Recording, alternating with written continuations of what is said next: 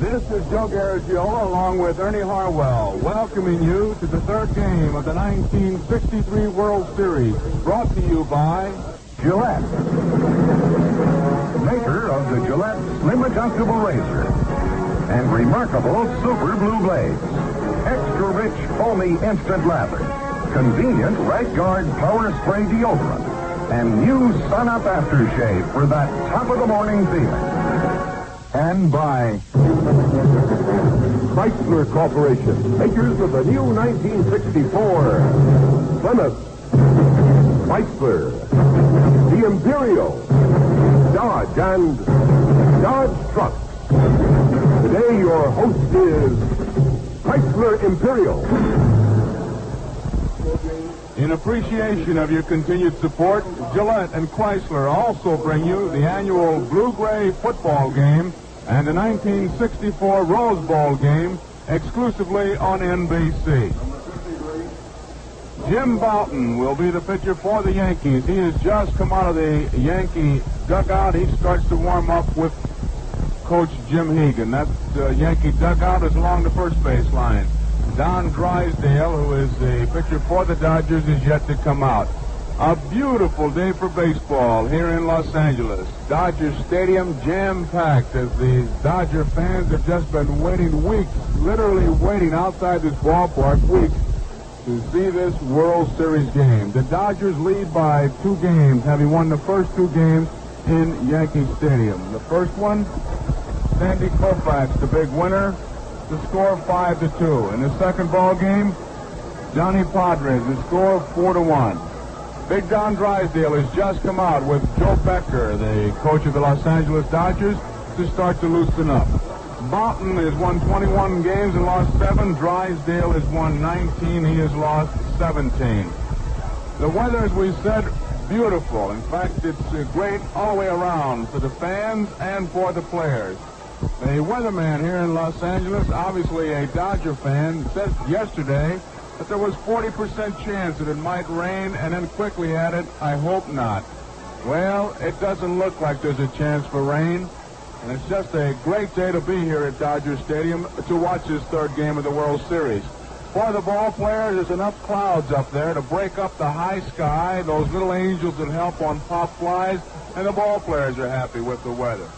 The infield is fast as far as the dirt part is concerned. The grass part is slow, and it's soft, which is a little bit different in what the Yankee ball players found during the course of the regular American League season. And we're saying that usually it's hard and fast all over, but the infield, especially in front of home plate, which has just been sodded, is a bit slow. This broadcast is authorized under broadcasting rights granted by the Commissioner of Baseball solely for the entertainment of our listening audience, and any publication, rebroadcast, or other use of the descriptions and accounts of this game without the express consent of the Commissioner is prohibited. You hear about the short fence in right field in Yankee Stadium. There is no such thing here at Dodger Stadium. The ballpark, 330. Down both the right field line and the left field line. The slots in left center and in right center, where most of the home runs are hit, are 380. Dead center field, 410. You really have to put a charge into a ball to get it into those seats. And of course, like most of the ballparks, let's put it that way, ball players say that the ball travels much better during the daytime than at night.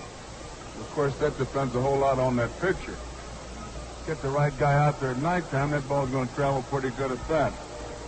There's a big lineup change in respect to the Yankee lineup. Roger Maris is not in the lineup, nor is he in uniform. It'll be John Blanchard in right field, replacing the injured Roger Maris. Remember, Roger got hurt in that second game as he ran into the fence trying to make the play on Tommy Davis's ball, which ended up a triple. Here are the lineups, so if you got your pencils and scorecards or pencil and paper ready, here's the way they'll line up. The Yankees, it'll be Tony Kubek leading off at shortstop. Kubek, shortstop.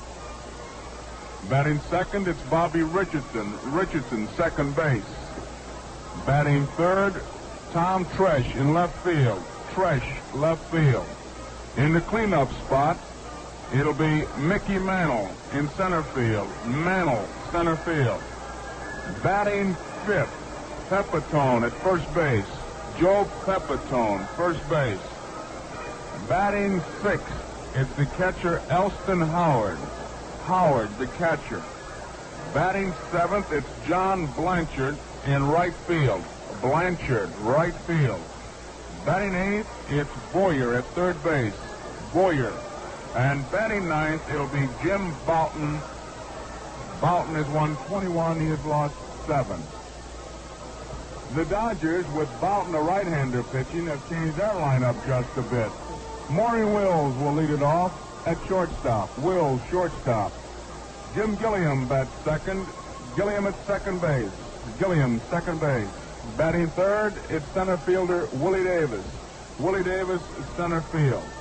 In the cleanup spot, it's Tommy Davis, the left fielder.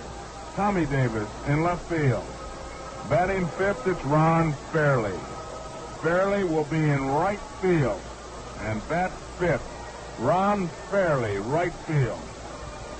Batting sixth, Skowron, the first baseman. Moose Skowron at first base. Batting seventh, it's John Roseborough. Roseborough, the catcher. Batting eighth, it's Trzaskowski, the second baseman. Dick Trzaskowski. And batting ninth, Don Drysdale. Drysdale on the season won 19 and lost 17. This ballpark, as we told you, a big ballpark.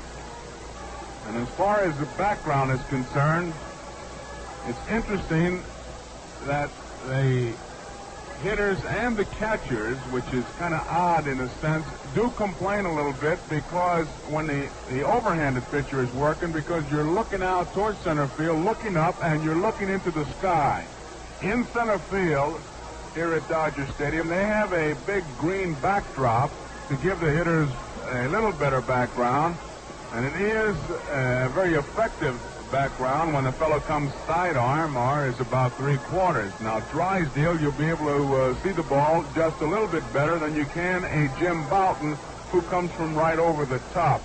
As you're looking up and looking into the sky, it's a little bit of an edge, and just one of the little things that ball players look for when they do go into different ballparks. Drysdale in yesterday's workout made a very interesting point when he was talking about that the Yankee hitters will be looking at 3 different type pitchers when he goes today. In the first game, Sandy Koufax, who came directly overhanded, strictly a fastball overpowering type pitcher, and Johnny Podres, who changed speeds very effectively, a left-hander, a 3/4 pitcher, and now Don Drysdale, a sidearm sinker balling right-hander who can really make it tough on right-hand hitters. His fastball is his best pitch, and one of the best descriptions ever of Don Drysdale put out by Dick Groat, now with the Cardinals, when Groat said it all when he said batting against Drysdale is like trying to keep an appointment with the dentist. That's who it'll be, Don Drysdale, who is warming up along third against Jim Boughton, who continues to throw along the first base line. The third game of the 1963 World Series is being brought to you from Dodger Stadium in Los Angeles.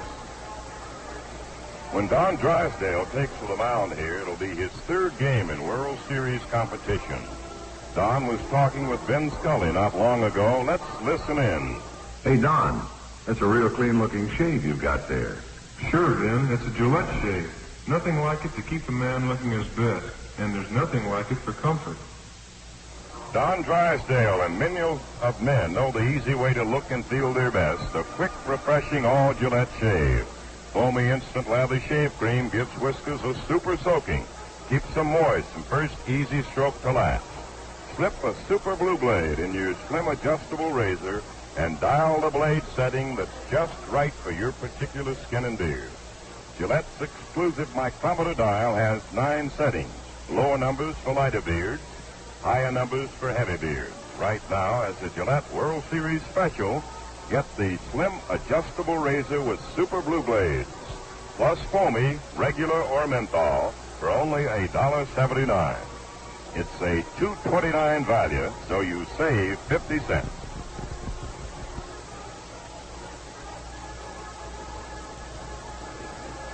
Jim Bouton has just completed his warm-up tosses. Don Drysdale continues to fire that ball along the third base line. A beautiful day for baseball. Man, you couldn't order a better day than they have here at Los Angeles today. This ballpark jammed. You know, one other thing that's very unique as far as Dodger Stadium is concerned, they have seats which are field level.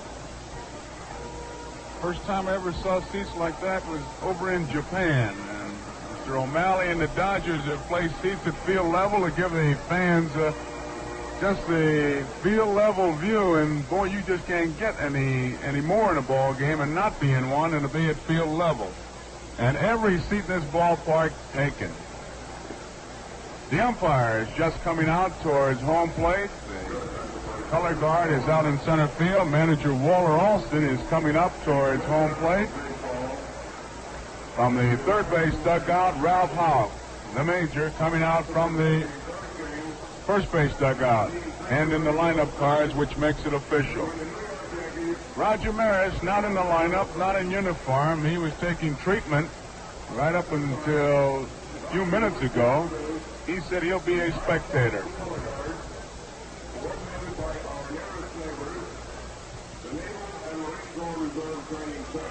We're looking out towards center field now as the color guard gets set to raise the colors here.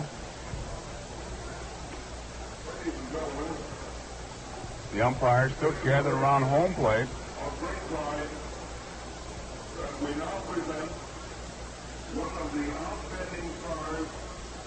Don Drysdale still throwing. Bouton has resumed his throwing.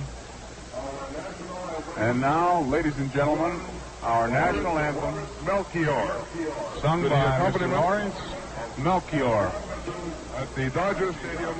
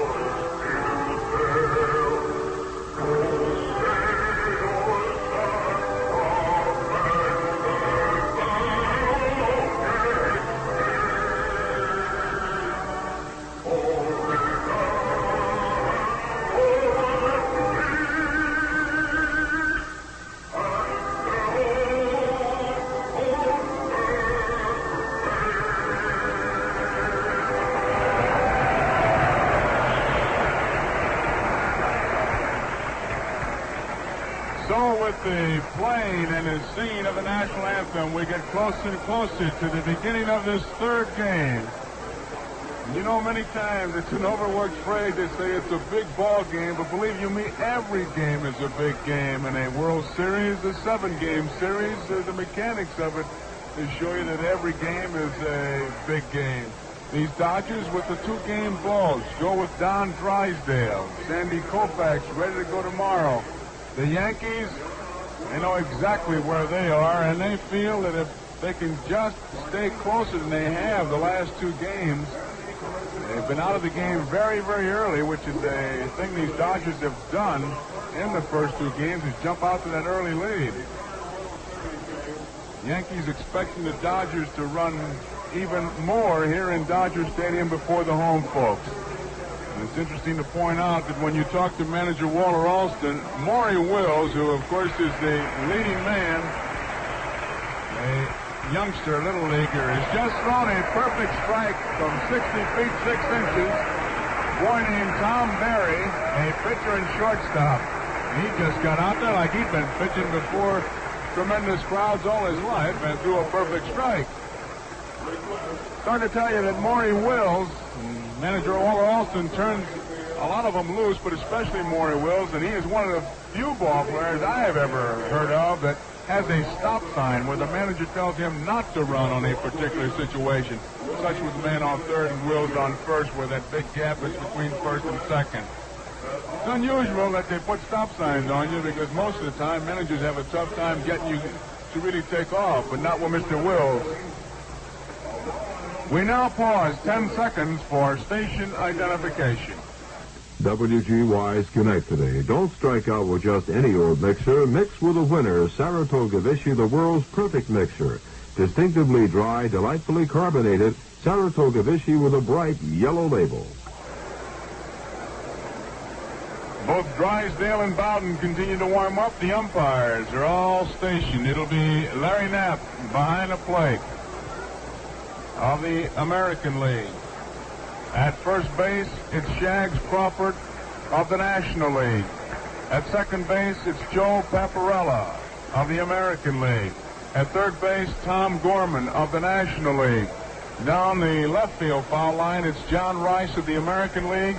And in right field is Tony Venzon of the National League.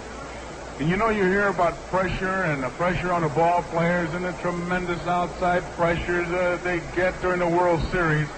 And it's sometimes taken for granted that the umpires that we have just named, what tremendous pressure they're under. Because here they are, 6 of them, who have no rooting interest in any ball club. They just umpire the ball as it comes across that plate, or does the man get to that bag before that ball does? There go the Dodgers.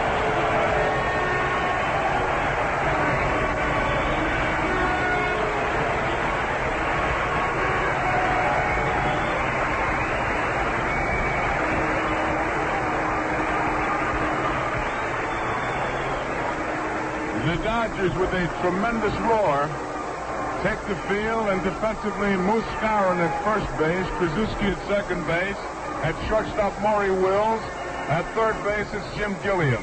In left field, Tommy Davis. In center field, Willie Davis.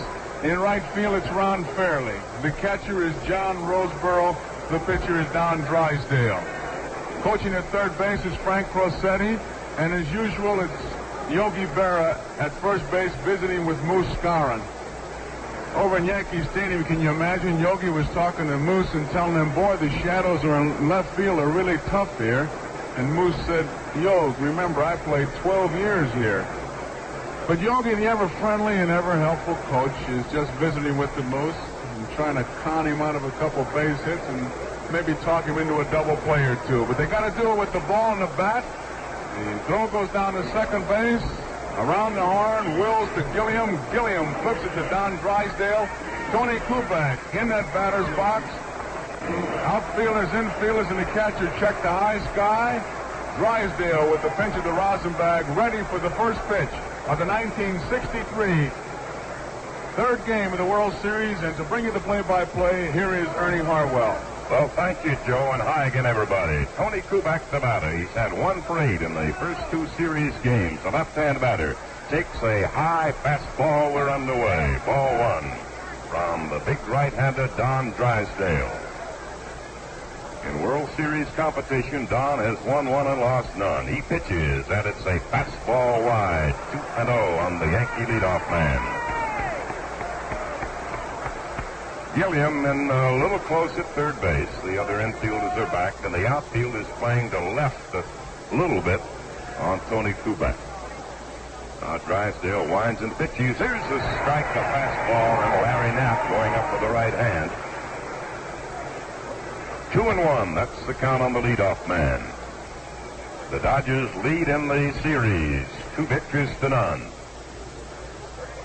Here's the pitch on the way. Swing and a miss. And it's a 2-2 count.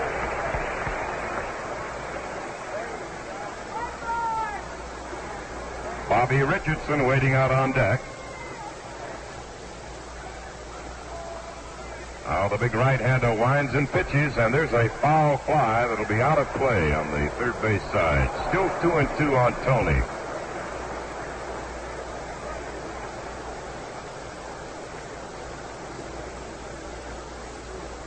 Willie Davis, the center fielder, shades over to the left center field side. Koufax hits up that left center alley quite a bit.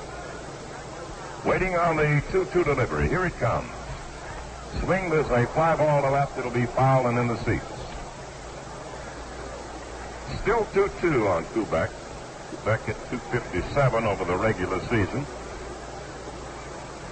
Dad played the outfield in the Milwaukee Ball Club when Milwaukee was in the old association.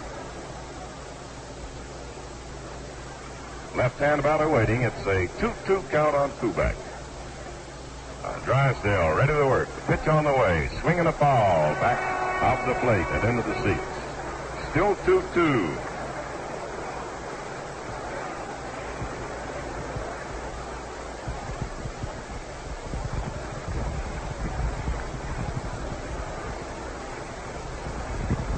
Drysdale ready. He pitches. Swinging another foul ball out of play. Tony making him work here on his first batter. Drysdale had 19 victories over the regular season. He lost 17. Struck out 251 for the year. The pitch on the way. Swing, a bounding foul right at the plate. Larry Knapp giving it a quick call. A pretty good tip-off on this Drysdale speed is the way they got the defense set up. Koufax, a straight-type hitter, he does hit a lot to left center field, but this Dodger defense has Tommy Davis in left field guarding the line. Willie Davis is way over in left center field, a lot of room in right center. Tony waits on the 2-2 delivery. Here it comes. Swung on a bounding ball wide at first. Skowron backs up. Drysdale covers, takes the throw in time. The underhand toss from Skowron getting Koufax on a close play at first base. It was a high hopping ground ball wide of the bag at first base. Here's Bobby Richardson, the young man from South Carolina, with 1 hit in 7 trips in the first 2 games.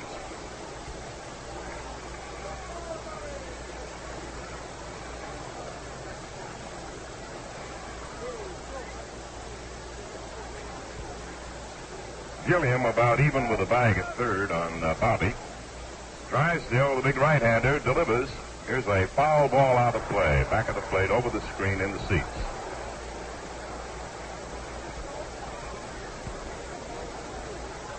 With a fastball pitcher such as Drysdale, you see a lot of fouls.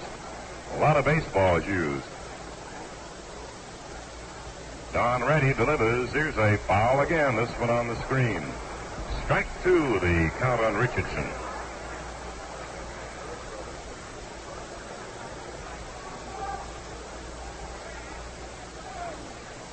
We're just underway in game number 3 of the 1963 World Series. 1 out and nobody on in the first inning.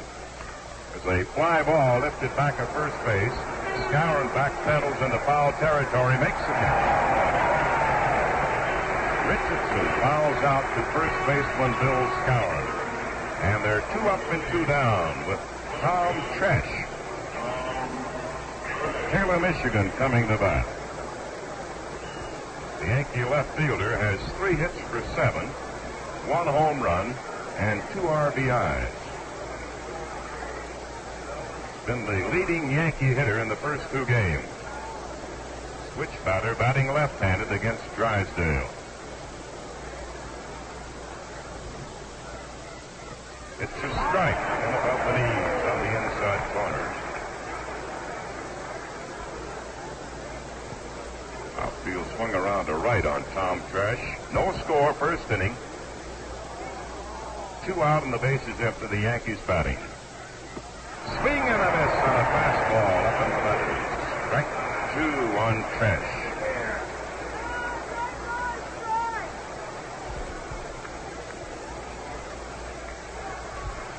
Mantle waiting out on deck. Now the wind up by Drysdale, he delivers. Watch out, in tight. And almost hit him with a fastball. And a jackknife out of the way of that one. 1-2.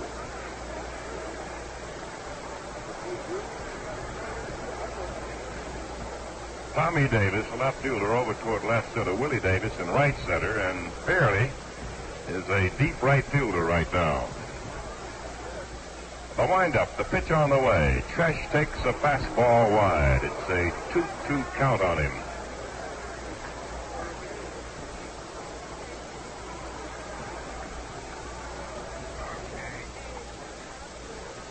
Here's the motion in the pitch. He's hit.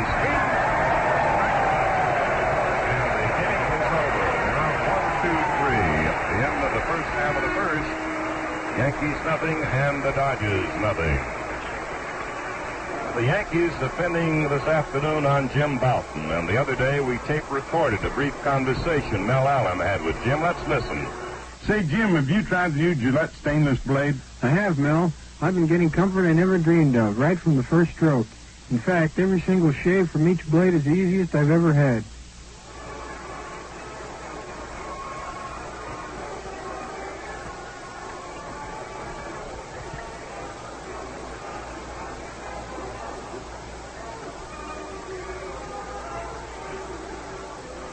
There's a simple reason for the great things you're hearing about the new Gillette stainless blade. It's this. On stainless steel, on any steel, it's the edge that counts. And Gillette edges are the world's sharpest, easiest shaving. Mirror finished, incredibly smooth, and yet they're truly durable. You get smooth shaves, fast, effortless shaves, with more of them per blade. And there's unparalleled uniformity from blade to blade, dispenser to dispenser. Enjoy the incomparable Gillette stainless at the lowest price per blade, 6 for 89 cents.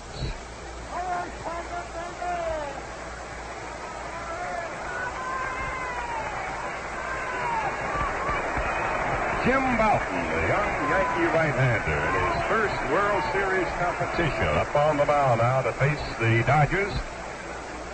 With no score in the last half of the first inning here at Dodger Stadium. And we're happy to bring it to you on the NBC Radio Network this afternoon. Here's Maury Wills, the switch hitter, batting left-handed against Bouton. Maury has 2 hits for 9 trips in the opening 2 games of the series.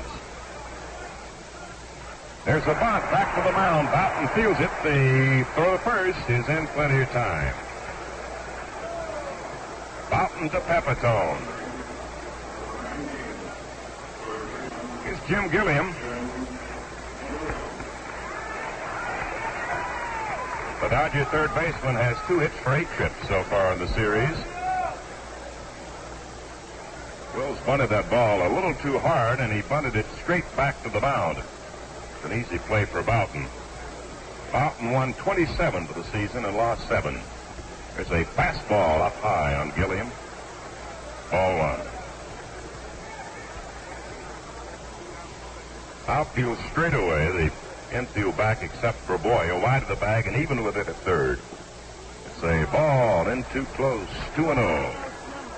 Elston Howard doing the catching for the Yankees. They have Pepitone at first, Richardson at second, Koufax at short, Boy at third. In left field, it's Tresh. In center, Mickey Mantle. And in right, John Blanchard. No score in the last half of the first inning at Dodger Stadium in Los Angeles.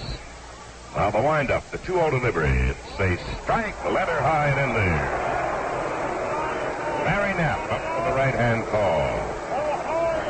Larry, a former boxing referee. Bouton checking out his sign. It's a 2-1 count on Gilliam. 1 out and none on. Here comes a fastball that is out of the mitt after a tip foul by Gilliam. And it's a 2-2 count. Tried to move away from that one, and it hit his bat.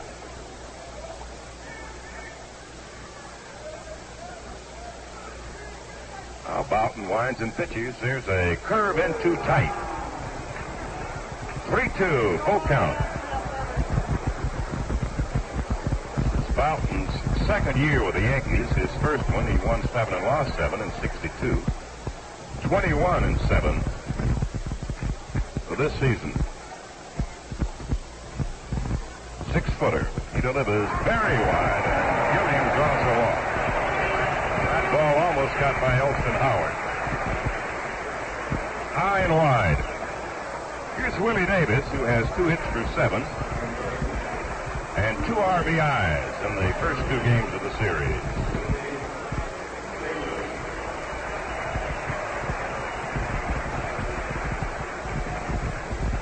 Both of Willie's hits were doubles.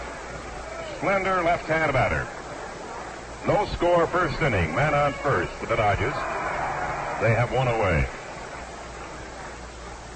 Davis takes the ball inside, thrown to first by Howard, and Gilliam is back easily.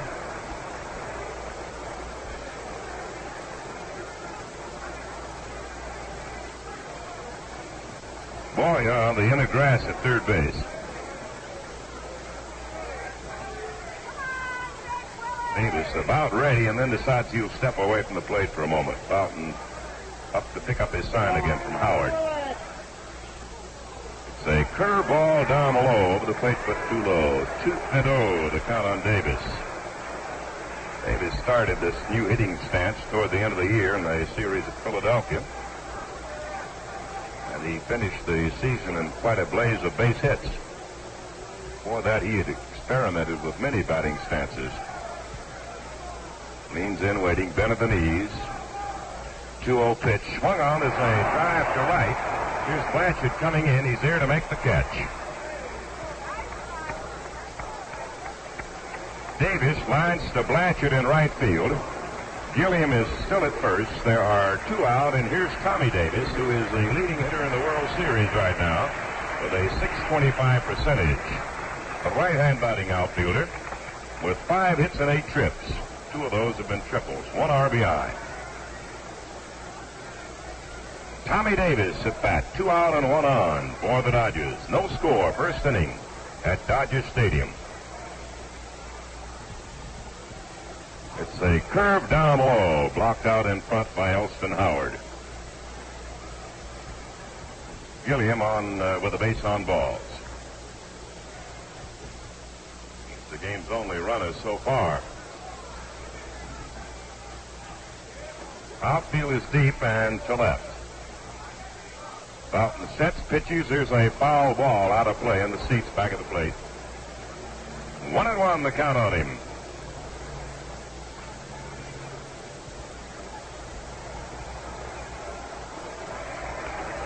Fountain was born in York, New Jersey. He lived in Ridgewood, but he grew up around the Chicago area.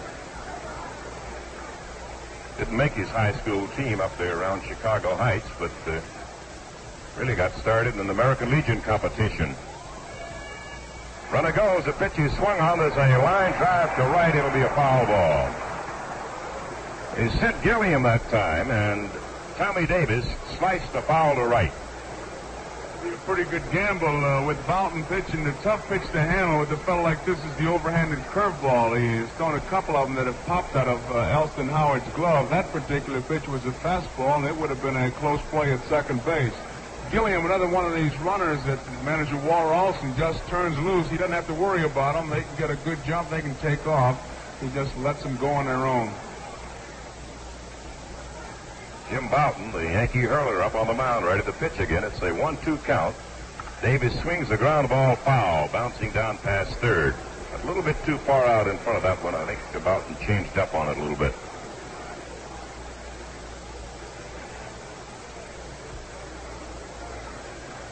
Boughton says he was quite a thin and scrawny youngster when he was in high school. He didn't have much of a physique, and he put on a lot of weight and gained a lot of strength after he started in baseball.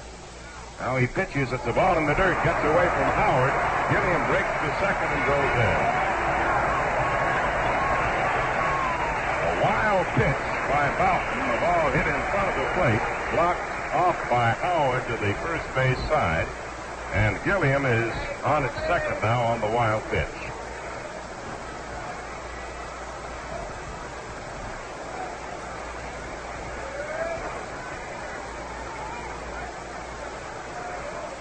Two, that's the count. Man on second for the Dodgers. The scoreless first inning. There are 2 out. Boughton sets, delivers. Here's a long ball to second. Richardson in right field. Here comes the run to score. Gilliam scores. Safe on third. Here's Tommy Davis. 1-0 the Dodgers.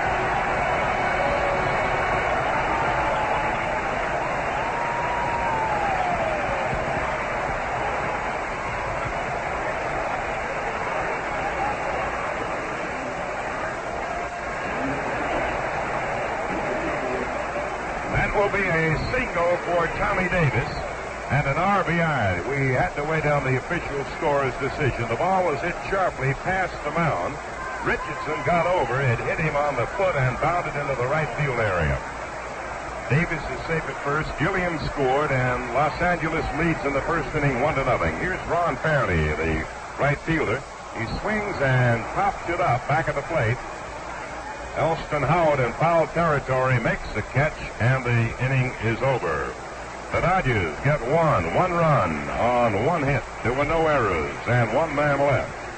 And at the end of 1 inning, the Dodgers won, the Yankees nothing. Here's the biggest pen bargain going. The Papermate free fill, and that means free refills. Yes, you buy one famous Papermate piggyback pen for just $1.69. Get an extra piggyback refill free. Or buy a handsome Papermate Capri pen for just $1.95 and get an extra jumbo refill free. You get Papermate quality and free refills too. You know, Papermate pens never skip. They even write over butter. And every Papermate is guaranteed. It must write or we replace it. Now's the time to get yourself or anyone in your family a new Papermate pen while this free refill offer lasts. Buy a Papermate piggyback pen for $1.69, get an extra piggyback refill free, or buy a Papermate Capri pen for $1.95 and get an extra jumbo refill free. Come to the Papermate refill now wherever Papermate pens are sold.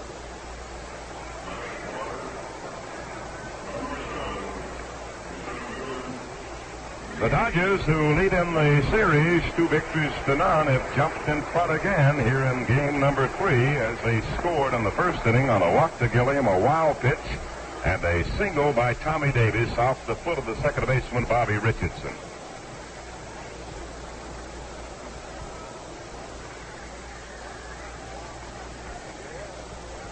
We have a delay now with Mickey Mantle scheduled to lead off.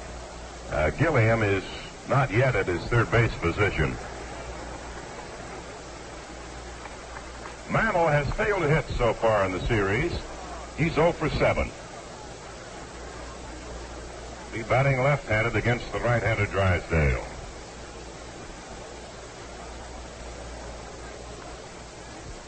Drysdale goes to 6'6", weighs 210 pounds. Van Nuys, California is his hometown. Here's the pitch to Mantle. He takes a slow curve across. A big bending curveball floated over on Mickey. Strike 1 called. Dodgers ahead 1-0 in the second. The pitch by Drysdale. There's a bunt attempt by Mantle, and it's over the head of the third baseman back to deep short, fielded by Wills. He has no throw at all, and it's a base hit for Mickey.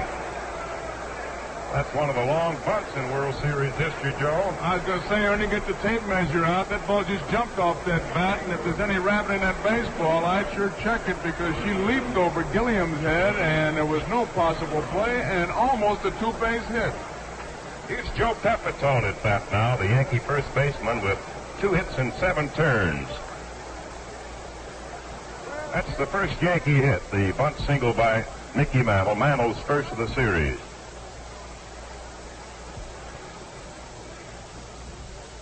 The pitch is swung on and fouled off the mask of Roseboro, the Dodger catcher. 1 strike on Pepitone. This is Drysdale's 8th year with the Dodgers.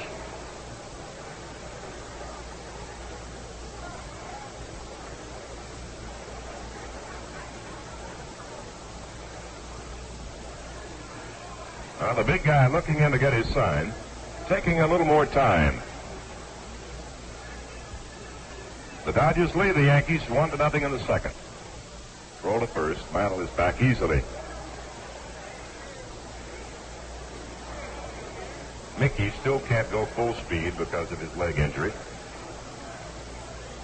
The set, the pitch on the way. Swing and a miss on an inside pitch, about letter high. It appeared there that Pepitone couldn't quite make up his mind. He had started, and then he felt like he had to go ahead. Sort of a stiff arm swing. Strike two, the count on Joe. Big Drysdale takes his set position and delivers. Here's a ball that hits Pepitone. It brushed his shirt on the inside pitch. He's hit by the pitch ball, and Mantle will take second. So the Yankees have 2 men on and nobody out in the second inning, with Elston Howard coming to bat. Elston has 3 hits in 8 trips and 1 RBI. He and Tresh are tied for the most Yankee hits in the first 2 games. All 3 of Elston's hits have been singles.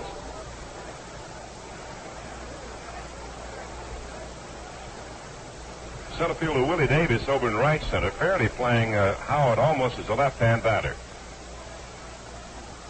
Now the pitch. Swing and a miss on a fastball. Willie Davis is pulling back more to straightaway center on Elston after that first pitch. 2 men out for New York. Nobody out. The Dodgers lead the Yankees 1-0. Second inning. Here's the set foul by right-hander Drysdale. And the pitch. Howard bunts the ball. It's a foul ball and out of play. Way up in the air and finally into the seats just to the right of the screen behind home plate. Strike 2 count on Elston Howard.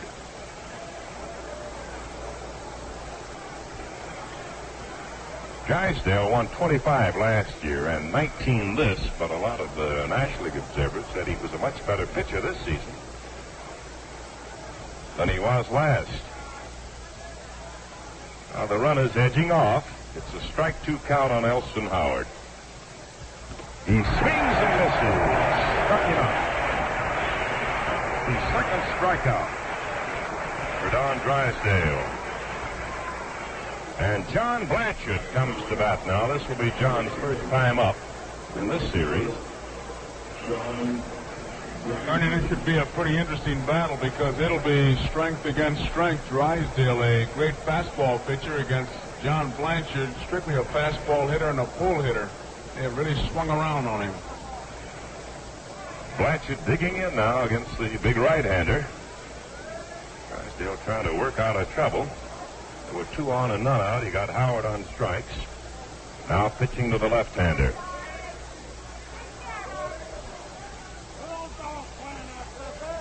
Set by Don. The pitch. It's a ball down low. He checked his swing on a low fastball.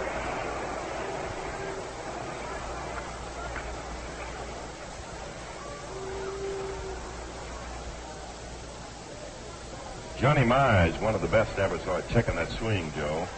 Those good hitters seem to always be able to start that bat and stop it when they want. He was a good one. It looked like he'd always take 6 swings when he'd get up there. 1-0. That's the count on Blanchard. It's a swing, a bounding ball to second base. Trzaskowski is going to first to scour, and the runners move up. Blanchard is out for the second out. Pepitone takes second, and Mantle moves over to third. That'll bring up Clete Boyer with the Yankees at second and third.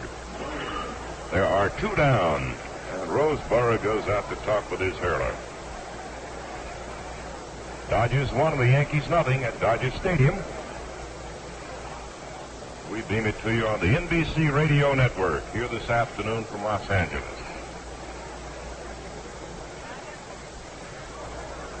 Well, they're going to bunch Boy up in the middle a little bit, and it won't matter too much because he'll be passed here on purpose to pitch to the pitcher, Jim Bouton.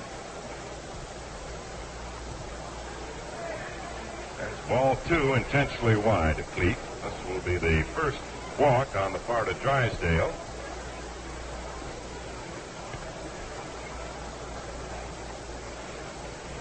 third one outside. I think Drysdale yelling in to say, how many more have we got? And there's number 4. So the pitcher, Jim Boughton, will be coming to bat. Let's see how the outfield's going to play him. I believe they're going to play him to hit the right. Playing in close enough, Bernie. Get to feel a little crowded up there, like he might be in a phone booth or an elevator, right, as tight as they are on him. In real close. Yankees have the bases loaded. They're 2 out in the second. Dodgers lead them 1-0. There's a swing and a miss by Boughton. He swung on a high fastball.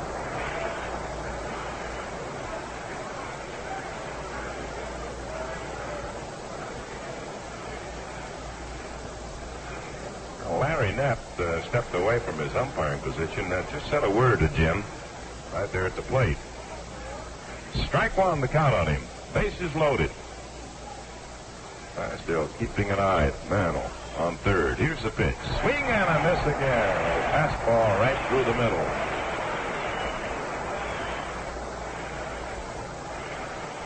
Mantle is at third base. Pepitone at second and Boya at first. And the Dodgers lead it 1-0 over the Yanks here in the second inning. Strike 2 count. The pitch on the way. Swing and a miss. And that retires the side. The third strikeout for Drysdale. No runs, 1 hit, no errors, 3 are left. And at the end of 1 1/2 innings, the Dodgers won and the Yankees nothing. During the season, Elston Howard was the most effective Yankee hitter in Dodger Stadium as he played here against the Angels. And here's a recording of Mel Allen chatting with Elston after a game the other day. Say, Ellie, you're a real steady man on the field. Does that go for shaving, too? Yes, Mel. I always stay with Gillette. I get easy shaves every time, clean and quick. As Elston says, the fast shave, really smooth shaves. The ones to stay with are all Gillette shaves. Give your beard a real soaking. Keep it that way a whole shave through with extra rich, foamy, instant lather shave cream. With a slim adjustable razor, you can shave close with real comfort. It has Gillette's exclusive micrometer dial that lets you select one of the 9-blade settings to match your skin and beard exactly.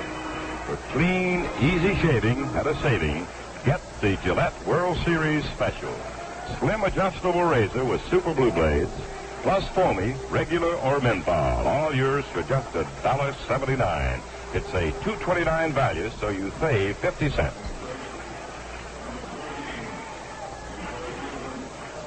Here's the last half of the second at Dodger Stadium.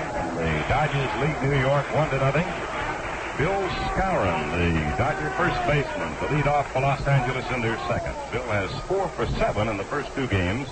One of them a home run. Boughton serves a curveball that's swung on and missed by Skowron for strike 1.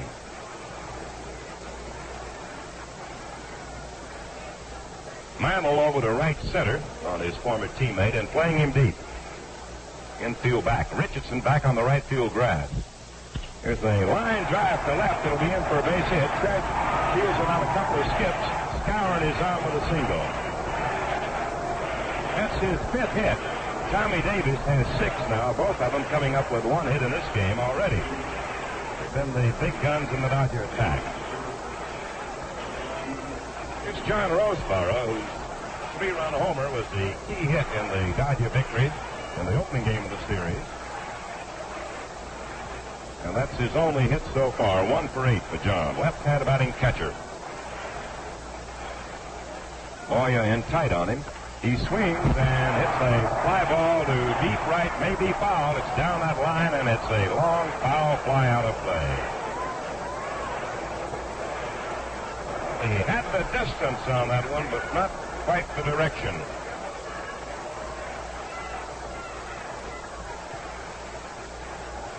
Strike 1 on Roseboro. After that long foul fly, Elston Howard trotted out to talk with Jim Boughton on the mound. Skowron is at first here in the Dodgers second. The Dodgers lead the Yankees 1-0. And there's nobody out. Roseboro swings and misses. Gave him a big changeup, and he swung much too early.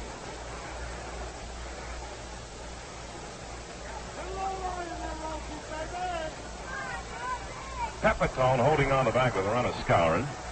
Richardson is to the glove side, toward the hole between first and second. Kubek near the bag at second. There's a foul fly out of play on the third base side. Still strike two on Roseboro.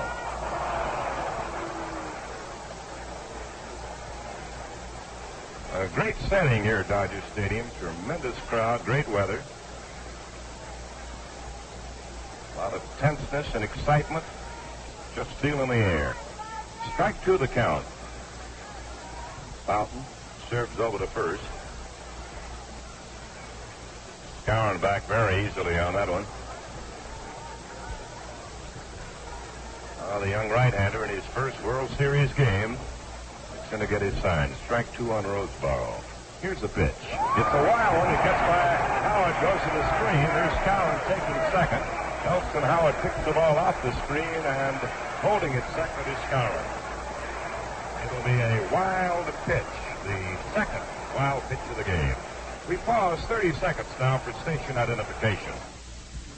This is WGY Schenectady. You know, baseball players have to keep trim. It's a business with them, and they watch their weight. Maybe you'll never play in a World Series game, but if you're watching your weight, Saratoga Vichy is the beverage for you. There's not a single calorie in Saratoga Vichy. Just refreshing, tangy goodness in every sip. Reach for Saratoga Vichy for a real thirst quencher without a calorie in a case. For the perfect highball, mixed with the best, get Saratoga Vichy. Now on special sale at your favorite store. Roseboro fouls out the next pitch, and it's still a 1-2 count.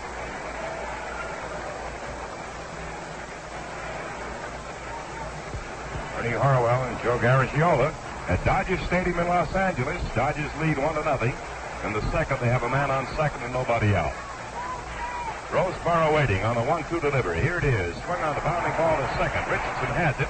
The toss will be to Pepitone, and on to third will go Scourin. Roseboro did his job. He got that man to third base, hitting the ball to the right side of the infield. Dick Trzaskowski, the right-hand batting second baseman, steps in now. Dick had a single his first time up in the World Series. That's his only hit so far. One hit in 7 turns. The infield is in almost to the grass. Scourin on third with one away. The pitch on the way. Swing a foul ball out of play. Get these guys like Trzaskowski up there in a spot like this, Ernie, it really gets you thinking about the possibility of the squeeze play, and it's just strictly a guess and gamble play. Scourin not a very fast runner. More likely if they do go to it, it'll be a safety squeeze. Barton ready, winds and pitches. Here's a cut and a miss. He tipped foul the ball to the mid of Elston Howard. And the count is strike two on Trzaskowski. Outfield straight away and shallow on him. Barton gives a glimpse toward third. Keeping the eye out on Scourin, who's edging down that line a little bit more. Now the right-hander ready to deliver. Here's a strike call. He struck him out. A curveball, leather high, breaking over for call strike 3. That's the first strikeout for the Yankee hurler Jim Bouton. And now Drysdale comes to bat.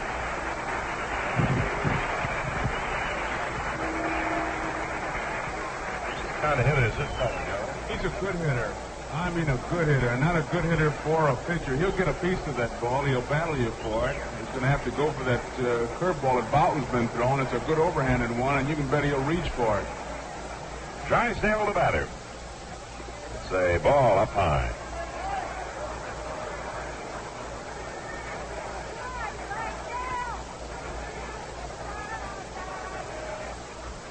Dodgers ahead, 1-0. They've got a man at third in the last half of the second, and they're 2 down. The pitch on the way, swinging a foul ball out of play. Back into the crowd behind the plate. 1-1.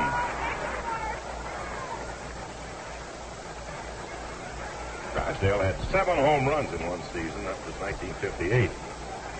One of the few pitchers that works on his hitting stance. That's how serious he takes it. No, I saw him down there, and when all the photographers were around, they were taking pictures of him with a bat. Gives a pitcher a thrill, doesn't it?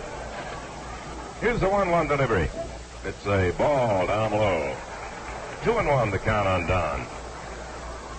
Giving me a thrill if they'd have done that once in a while. No, Joe, they did that to you every time. Dodgers lead 1-0. They've got Skowron at third with 2 down.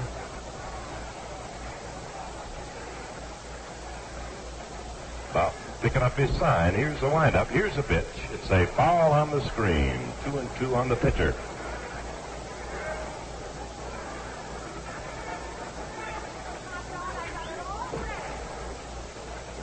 Big Dodger Stadium packed to capacity. They seat about 56,000 here. The first ballpark built by private funds since Yankee Stadium was built back in 23. Here's a pitch.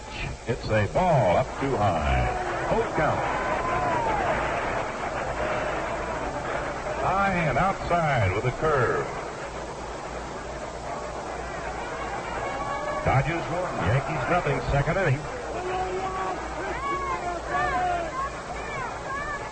Both pitchers have thrown a good many pitches so far here in the early innings.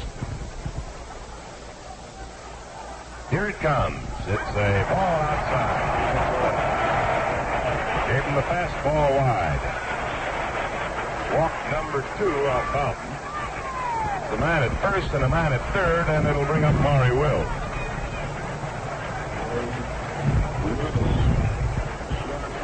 Wills, the little shortstop, will be batting left-handed.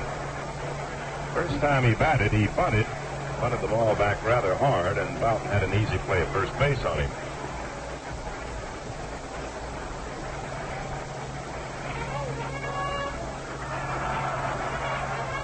The windbreaker is brought out for Drysdale, and he's putting it on now over at first base. Dodgers 1, Yanks nothing, second inning. The Dodgers have 2 men on and 2 out. Maury Wells, the batter, backs away from a curve. It's inside. Ball 1 on Maury. Now time call. There goes Howard out. Howard just wants to settle his young pitcher down because this Will's liable to do anything, and you don't want to take your concentration away from the hitter. That's the big man he's got to get. And with Skowron at third and Drysdale at first, looked like young Boughton maybe worried more about the base runners. Ball 1, that's the count on Maury Wills. 2 out, runners at first and third. Set the pitch. He swings as a pop line to left, coming in his stretch. He's under it now and makes a catch, and the side retired. Wills flies to Tom Tresh, and that retires the Dodgers in their second. They have no runs on 1 hit. There were no errors and 2 left, and at the end of 2, Dodgers 1 and the Yankees nothing. Ron Perranoski is mighty happy over starting his first game in this series. And listen to how Ron responded to this question. Have you tried the new Gillette stainless blade? I sure have, and as soon as they came out, what a shave I got. The first time, great, with plenty more like it in each blade. No other blade even compares with the Gillette stainless. Try the new Gillette stainless, and you'll agree with Ron. This blade gives you superb comfort from the first stroke and keeps on giving you more clean, quick shaves, easy, refreshing shaves. That's true because on any steel, it's the edge that counts. And Gillette edges are the sharpest, easiest shaving in the world. Here's a new meaning to the phrase shaving comfort, plus uniform high quality, unequaled by any other maker's blade. Supreme shaving luxury from blade to blade, dispenser to dispenser, and each blade engineered to fit your Gillette razor exactly. See for yourself why we call the new Gillette stainless blade incomparable. A dispenser of 6 incomparable Gillette stainless blades costs just 89 cents, the lowest price per blade.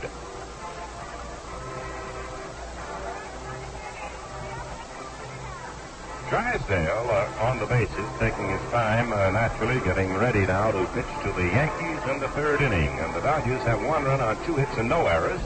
The Yankees have no runs on 1 hit and no errors through the first 2 innings of play here at Dodger Stadium.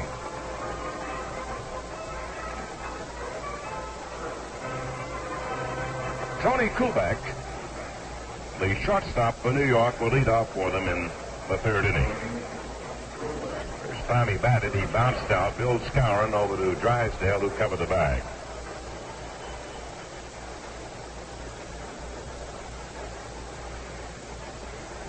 Tony Koufax, a leadoff man with power. Gilliam just inside the bag at third base. Mammal has the only hit off Drysdale so far. Here's a pitch. It's a curve across on Tony's strike called.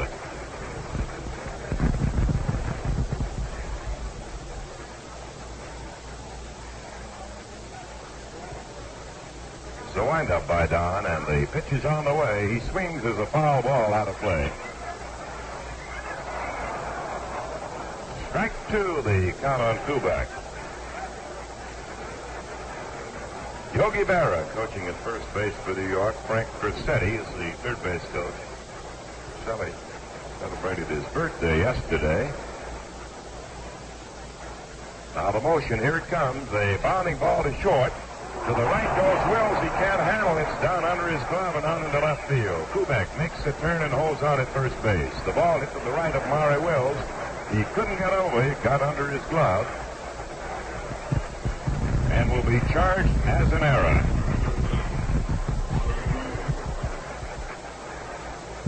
An error charged to Maury Wills, allowing Koufax to reach first base safely.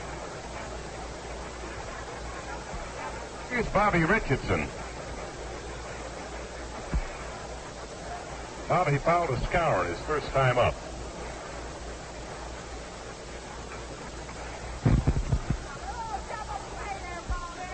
Set by Drysdale. The pitch is outside for a ball. Ball one.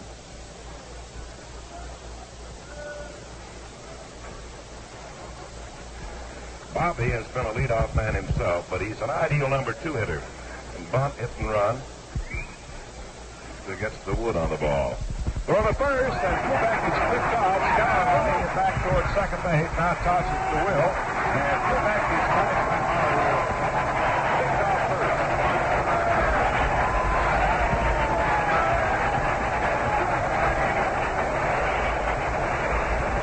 Picked off first.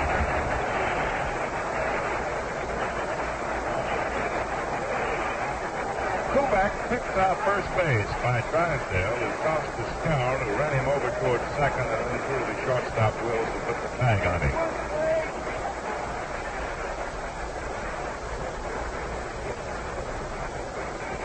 Richardson waiting. Pitch is swung on and fouled out of play. Back on the screen.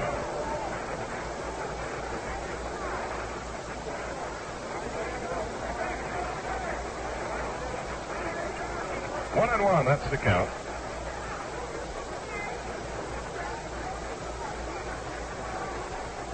Dodgers lead the Yankees in the third inning. 1-0. Here's a pitch. He swings and fouls it out. One out of the mid of Roseboro, the catcher. 1-ball, 2-strike count on Bobby Richardson. Distance to center field here in Dodger Stadium is 410. 390 up the alley, and then 380 and down the line, much shorter than that. Here's the pitch. Watch out, in too tight. Right to the point of the shoulder, backed him off. 2-2. 330 down each line here. Short fence for a while. Out in the outfield, the fence is 10 feet high. Richardson waits. Here it comes. He takes the ball outside. That was a wonder. Drysdale trying to find that outside corner and chip it off. Bobby was almost tempted on it, too. He's setting himself up in pretty good shape, too, Ernie, as he comes in with that fastball high and tight, pushes him away, and then takes a shot at that outside corner. No way in the world you can hit that ball unless you got about a 49-inch bat. Now the windup and the pitch. Swung on and popped in the air. Over near first. Skowron calling for it and makes the catch right in front of Suzuki. Richardson out on the pop fly. Tom Tresh will be the batter.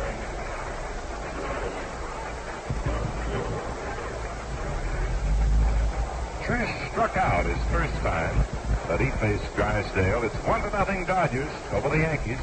The Yanks at bat in the third. They've got 2 down and the bases empty. It's a curve outside. He ran up as if he might bunt, but he didn't offer on it. Gilliam was charging in from third base.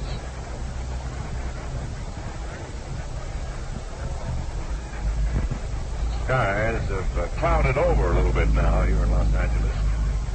Now the windup and the pitch on the way. Swung on the bounding ball to first. Skowron has it. Will make the play unassisted. And that retires the Yankees in the third. No runs, no hits, 1 error, nobody left. At the end of 2 1/2 innings, Dodgers 1 and the Yankees nothing.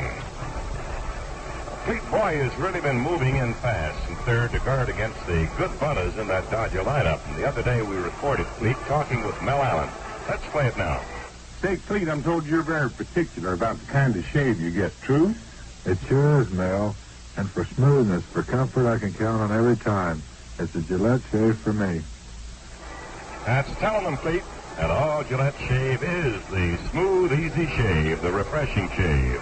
Apply Gillette Foamy Instant Lather Shave Cream to super soak your beard and keep it softened right down through your last easy stroke. And every stroke is easy with a streamlined, slim, adjustable razor. You turn its exclusive 9-position micrometer dial to the exact blade setting for your skin and beard. And right now you can get everything you need for an all Gillette shave and save 50 cents. It's Gillette's World Series Special, foamy, regular, or menthol, and the slim adjustable razor with super blue blades, all for only $1.79. That's a $2.29 value, so you save 50 cents.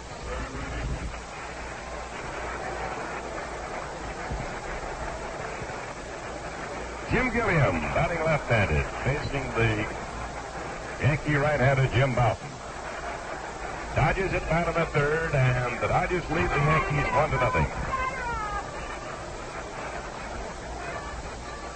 Gilliam backs off from a high inside pitch. Ball 1. Bouton has been high wild quite a bit here in the early innings. Got 2 wild pitches charged against him. There's a strike. He got that one over on the outside corner, 1-1. The first wild pitch led to the scoring of the run. After Gilliam walked, he went second on the wild pitch and came home on a single by Tommy Davis. 1-1, the count on Gilliam. The pitch on the way. There's a foul ball out of play. Back at third base in the seats, 1-2. It's the count on Jim Gilliam.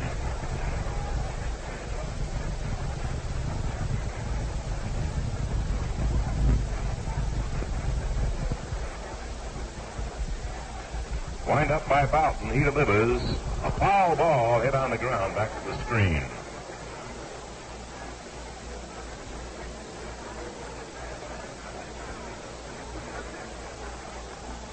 Jim Gilliam, sometimes called Junior, but right now he and Podres are the veterans on the Dodger Ball Club. Here's a 1-2 delivery. Swung on a bounding ball to the glove of Bouton. He grabs it and throws to first. He was grabbing his cap and almost couldn't hold the ball and the cap at the same time. Bernie's had a problem with his cap, like Al Downing, the little left-hander. When he breaks off that real good overhanded curveball, his cap is flying off, and it looked like that time it was a little undecided whether to throw the cap or the baseball over there. I've seen that happen. I saw a play at the plate one day where the catcher threw the glove away and just kept his mask on. Caught the ball. It can happen. Well, Jim made the play. That's what counts. Here's Willie Davis batting now, the left-hand hitter. He takes the ball down low and a little bit inside.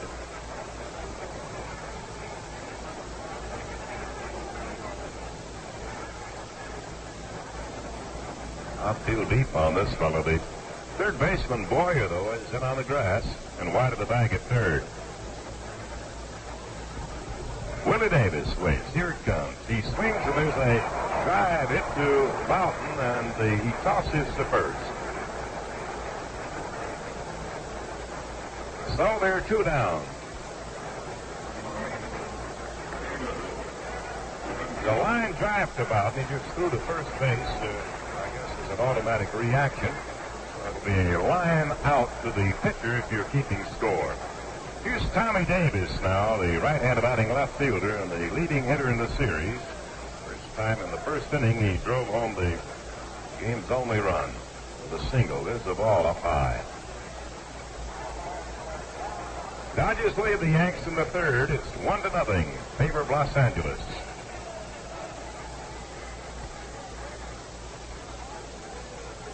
It's the windup. The pitch on the way. It gets that outside corner. A good curveball. 1-1.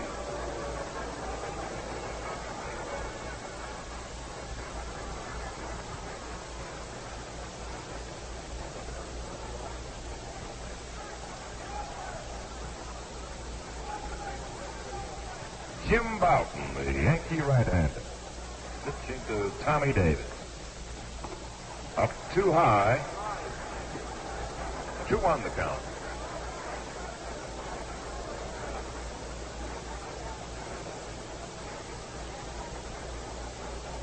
Two Dodger hits, one in each inning. Tommy Davis had that RBI single in the first, and Skowron had a leadoff single in the second. Yankees have one hit off Drysdale, a bunt single by Mickey Mantle. Davis takes a strike, leather high on the outside corner. The fastball busted in there that time. 2-2 the count on him.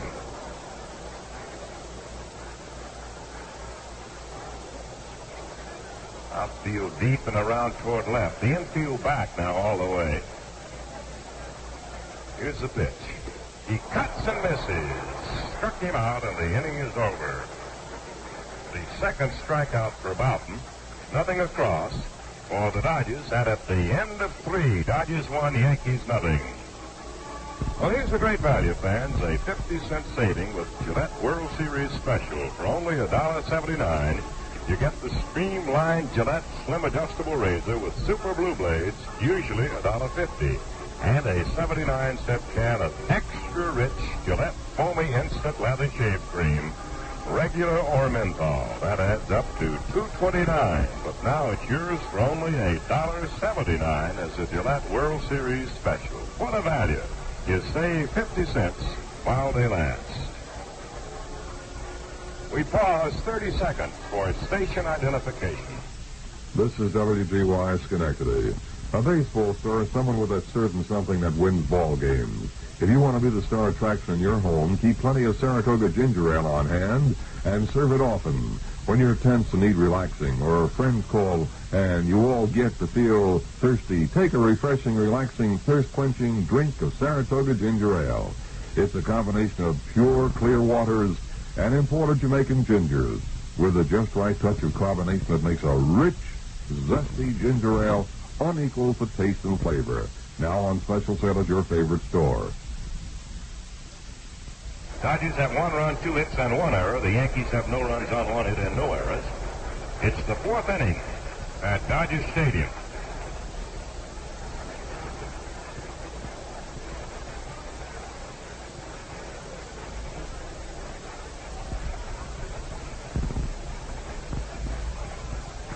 Drysdale, the big right-hander, ready to go into action.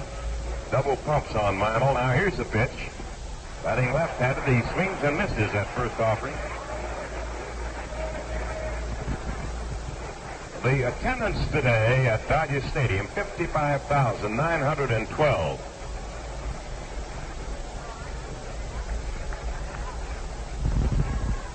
Mantle takes a curve over just above the knees. Strike 2 on Nick.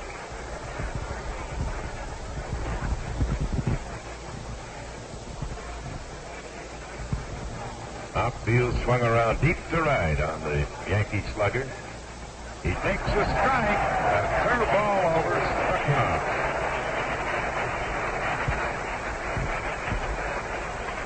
Number 4 in strikeouts for Drysdale. He struck out men in the first, second, and fourth innings. And Joe Pepitone steps up. Joe was hit by a pitch ball from Drysdale in the second inning, his only time up in this game. Boy from Brooklyn, Joe Pepitone. Picks a curveball in close, ball one. Even though he lived in Brooklyn, Joe was a Yankee rooter, and he said it's not too easy over there. The pitch is swung on and popped in the air to short right. Krasuski, the second baseman, going back. He's under it now. Has plenty of room. Makes a catch. And Pepitone is out on the pop-up to second. Bring the bat Elston Howard with 2 down for the Yankees, and the base is empty. Howard struck out the first time he batted up, back on the second. The Dodgers won, and the Yanks nothing. It's the 4th at Dodger Stadium.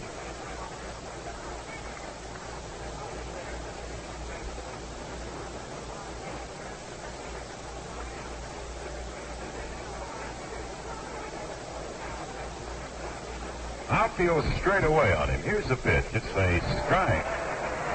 Drysdale hitting those corners now with regularity. Tough sidearm curveball just above the knees. Got the corner. Here it comes. A strike call.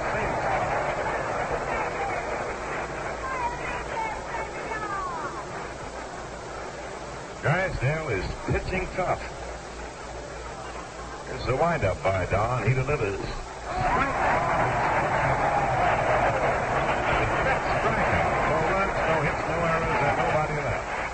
At the end of the first half of the 4th inning, the Dodgers won, the Yankees nothing.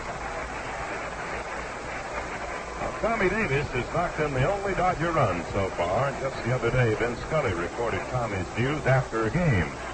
Tom, you keep in condition all year round. Does that go for your face, too? You bet, Vin. And I do it very easy with a clean, efficient Gillette shave. Men by the millions agree with Tommy. How can you beat the refreshment of an all Gillette shave? And here's your opportunity to try it at the savings of 50 cents. With the Gillette World Series special, you get the slim adjustable razor with super blue blades, plus foamy instant lather shave cream, a $2.29 value for only $1.79. See how foamy super soaks your whiskers. Keeps them that way from first easy stroke to last. And what easy shaves you get with a slim adjustable razor. It has Gillette's exclusive blade setting dial on the handle. You choose the number from 1 to 9 that suits your combination of skin and beard exactly. Remember, the slim adjustable razor with super blue blades plus foamy, regular or menthol, yours right now for only $1.79 as the Gillette World Series special. You save 50 cents.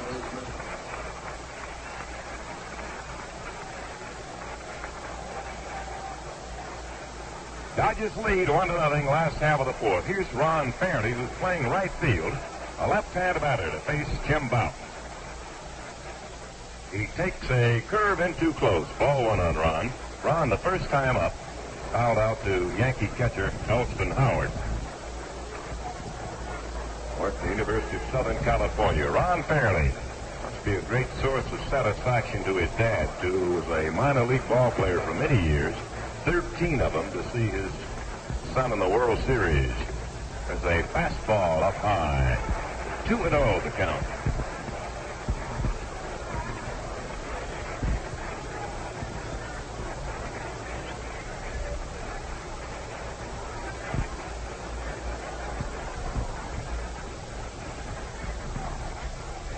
It's the ball up high again. 3-0.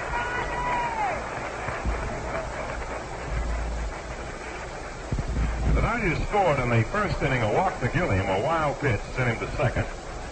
And then Tommy Davis, with 2 out, drove him home. It's the only score of the game here in game number 3 of the 1963 World Series.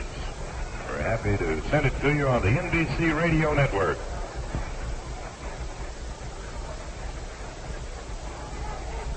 Barely waiting, and the pitch is blown away. He walked in. The third walk issued by Jim Bouton. Here's Bill Skowron, the Moose. Well, the single is only time at that. He now has 5 hits in the series. He's one behind his teammate, Tommy Davis.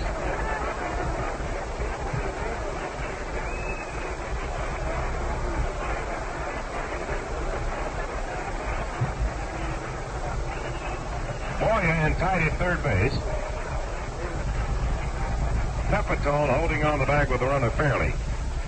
A pitch out, but nothing happens. Ball one.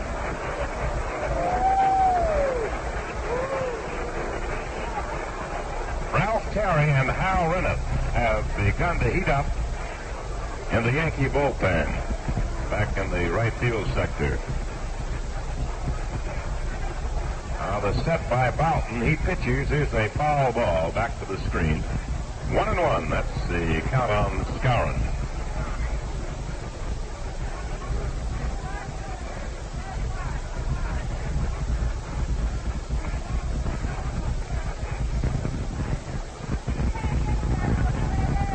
Been only 3 hits in the game so far, 2 by the Dodgers and 1 by the Yankees.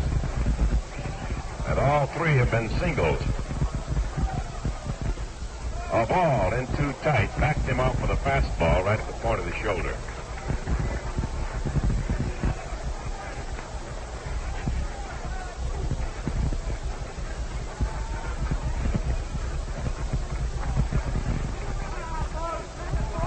Skowron stands deep, likes to step into the pitch.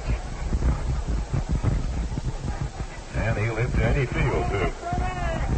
He swings and fouls it off to right. Up in the seats. Guys like Skowron, Ernie, or a Clemente, or a Yogi, you just can't ever feel like you're ahead of them because you might try to waste the pitch and they'll just cut down on and drill it. There really is no strike zone for these fellas. Anytime the pitcher throws the ball, they feel they have a right to hit it, and they do a pretty good job of doing just that. Now Bill waiting on the next one. It's a 2-2 count on him. Ron Perranoski takes his lead at first base. Pepitone holding on the bag with him, and there's a throw over by Boughton to keep him close.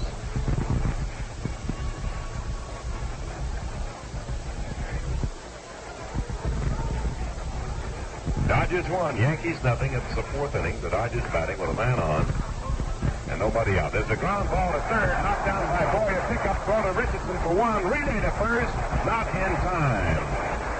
Close at first base, and a great pivot by Richardson, almost got a double play. A fine play by Boyer, too, to knock that ball down and get 1. It's a force out at second. Fairly cut down. Boyer to Richardson for the out. They got the front man, and Skowron is safe at first base. He made that play with his bare hand. I didn't see how he could make as accurate a throw as he did. He's still kind of trying to get the sting out of there. Boyer knocked that ball down with his bare hand, the one hopper. A time call by Pepitone, probably to allow feet to get a little more unstinging time, I guess you call it. That's about it. You take inventory. Let's see. I came here with 10 fingers. Yeah. Here's Roseborough up now. He bounced to second baseman Richardson his only time at bat. Left-handed batting catcher. The infield and double play depth on him.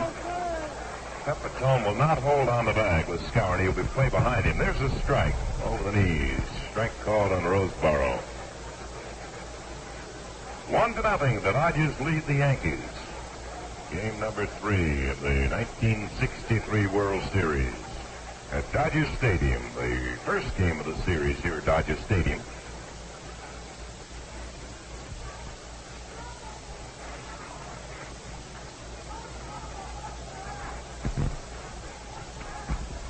Roseborough waiting. There's a throw to first over to Pepitone from Boughton, and Skowron got back in plenty of time.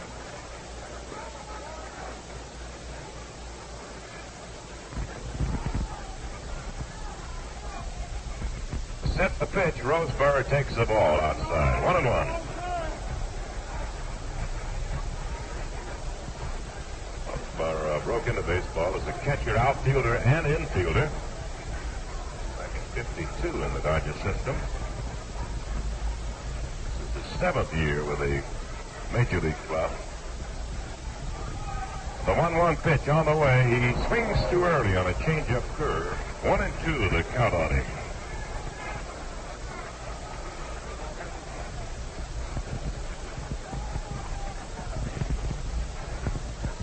Boyer very wide of the bag at third.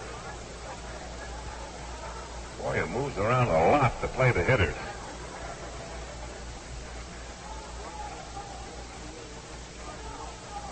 Second assigned by right-handed Boughton, and about the time he's ready to pitch, time is called by plate umpire Larry Neff. Boughton went through with the pitch anyway. It's not counting, however. One of the interesting things when that happens, Ernie, is that regardless of the pitch that you call, for example, if you call for a curveball, that pitcher will do all he can not to throw the curveball. Just let up on it, not to give away any secrets. Roseboro waiting. It's a 1-2 count on him. Swung on. There's a fly ball into left center field. Tresh is coming over. He has the room, makes the catch. Roseboro's out. And returning to first is Skowron. The batter will be Trzaskowski, the second baseman who fanned his first trip. Slender right-hand batter, Dick Trzaskowski. The Dodgers got a run in the opening inning on a walk to Gilliam, a wild pitch, and a single by Tommy Davis, and they lead 1-0 here in the fourth. Here's a fastball, backed him away. Ball one. That Boughton keeps losing his hat, and I can't help but I have to say it. It's always those crew cut guys losing their hat. You never saw a ball-headed pitcher lose his hat, did you? No, they tape it on, don't they? Yes, sir. A big thumbtack and tape it on. Those crew cut guys, though, they always manage to lose it. Ball one, that's the count on Trzaskowski. Here's the set in the pitch. He swings the fly ball to straightaway center. Not deep. Mantle is under it, waiting. He makes the catch to the side, retired. No runs, no hits, no errors, and 1 man left. And at the end of 4 full innings, the Dodgers won the Yankees nothing. Well, John Roseboro has been doing a great job handling this Dodger pitching staff throughout the series. We tape recorded a chat Vince Scully had with John. Here it is. Tell me, John, have you tried the new Gillette stainless blade? You bet I have, Vin, and I still find it hard to believe any blade could give you such a comfortable shave. So many of them, too. The Gillette stainless is really tops. That, in effect, is what Glenn is saying about the new Gillette stainless blade, because on any steel, it's the edge that counts, and Gillette has the sharpest, easiest shaving edges in the world. One blade will prove to you what these superb mirror finish edges on long-lasting stainless steel can mean in comfort and convenience. The first shave, smooth, easy, almost beyond belief. With more just like it in every blade. But beyond that, blade after blade, you'll find unequaled uniformity. Get the dispenser of 6 incomparable Gillette stainless blades for 89 cents. The lowest price per blade.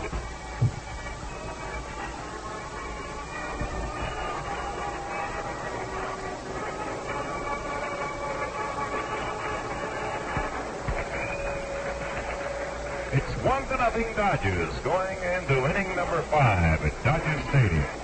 Johnny Blanchard, Minneapolis, Minnesota, will lead off. Left-hand batting outfielder who also does a lot of catching for the Yankees. He bounced to second his only time at bat. He takes a strike, a fastball letter high from Drysdale. And Drysdale seems to be gaining in effectiveness every inning.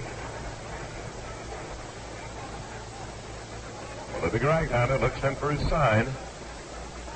He winds and pitches. It's a slow curve down low. 1-1 the count.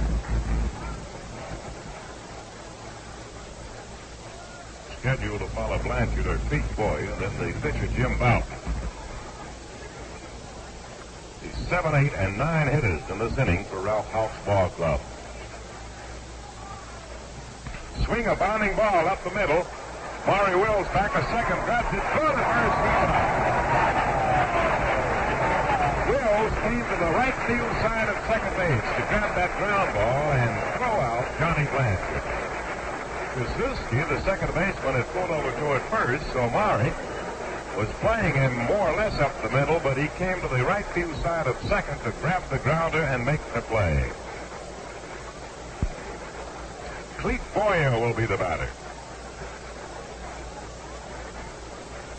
Clete was issued an intentional pass in the second inning to load the bases. He tries to bunt. It's in there for a strike.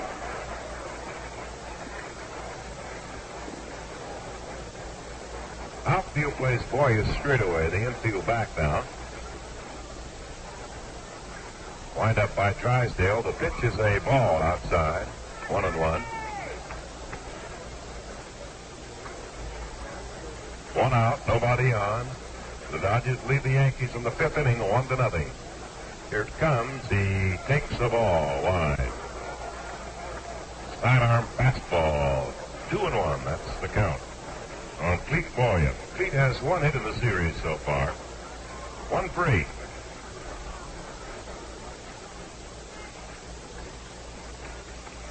Drysdale picking up his sign, ready to go to work again.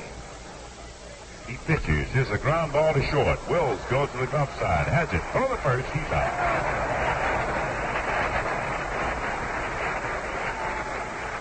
So there are 2 Yankees out in the fifth inning. And Boughton will be the batter.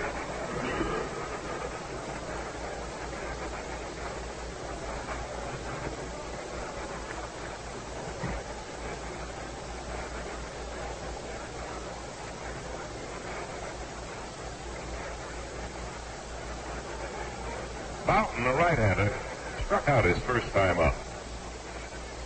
There's a curve outside. The Dodger outfielders have not had a chance to do anything yet. Everything's been hit in the infield. It's a strike called, 1-1. Been 4 strikeouts. Drysdale delivers, and there's a swing and a miss. 1-2. Been 5 strikeouts by Drysdale. Now the windup by Don. The pitch on the way. He struck him out with a fastball. That is number 6 in the strikeout department. Nothing across in the Yankee fifth. And at the end of 4 1/2 innings, the Dodgers 1 and the Yanks nothing. The first half of today's game has been brought to you by the Gillette Safety Razor Company. The second half of the game is brought to you by Chrysler Corporation.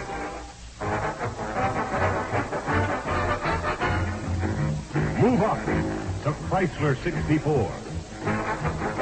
The new ones from Chrysler are here. 3 beautiful cars, backed by 40 years of engineering leadership. The economical one, Newport. The hot one, 300. The top one, the classic New Yorker. Chrysler 64, clean, crisp, handsome. Engineered better, backed better than any car in its class. Move up to Chrysler 64. Engineered better, backed better than any car in its class. Move up to Chrysler 64. See your local Chrysler dealer today.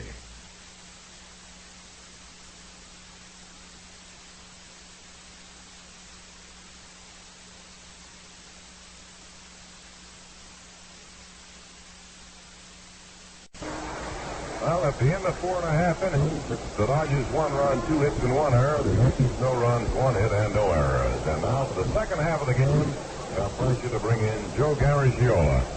Thank you very much, Ernie. It'll be Don Drysdale to lead it off against Fountain. Curveball outside, and it's ball 1.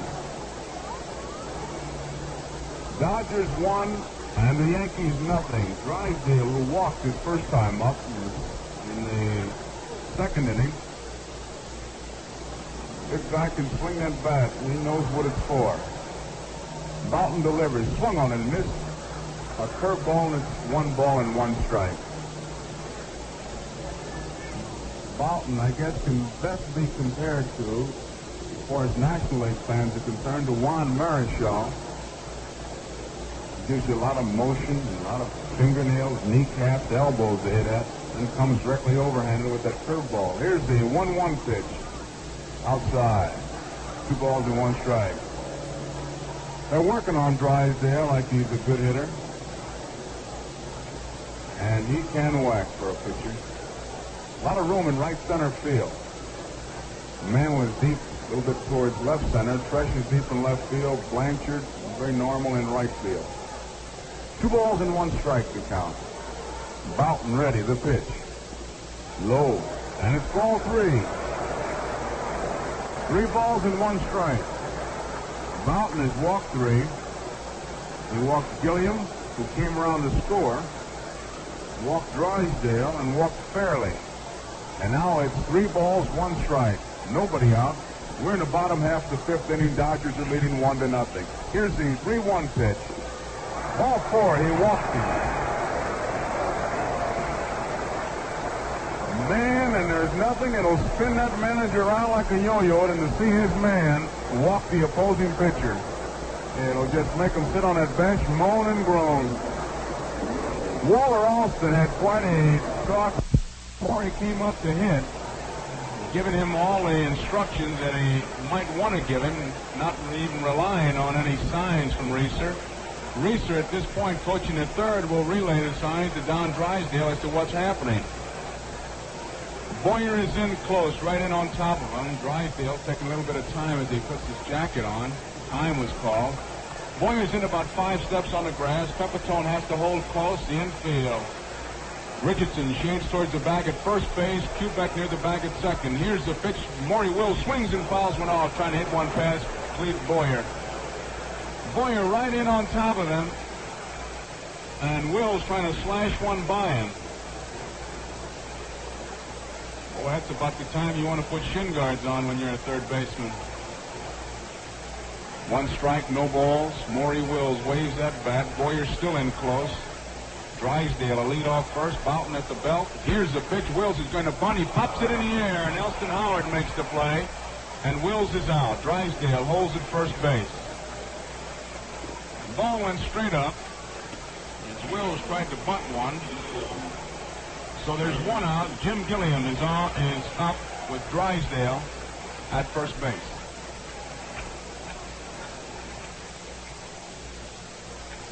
One to nothing. The Dodgers have made 1 run on 2 hits. The Yankees no runs. They've only made 1 hit. Third game of the 1963 World Series from Dodger Stadium. Brought to you on the NBC Radio Network. Gilliam waits. The pitch by Boughton. Starts to swing, holds up. It goes low, and it's ball 1. Boyer in close once again. Gilliam, a guy who can handle that bat. Doesn't strike out much at all. Always gets a piece of that ball. Pepitone playing behind the base runner. Drysdale at first. Here's the pitch. Way high and outside a fastball. It's 2 balls and no strikes. And Boughton's cap comes off again. That's got to be a World Series record. Most times cap lost during the third game.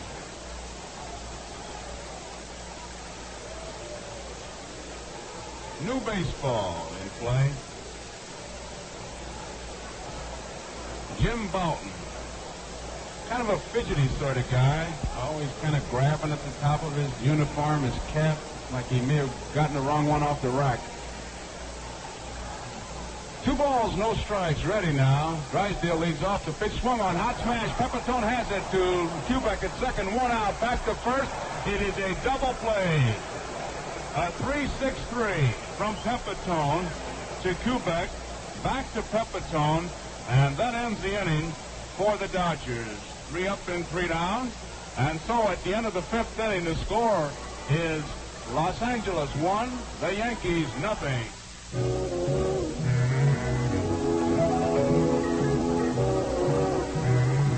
The 1964 Chrysler New Yorker.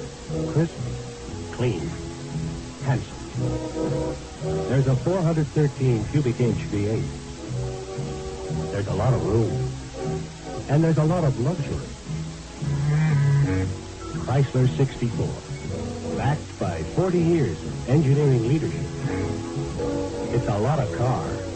And a lot of smart people are making the move to Chrysler 64.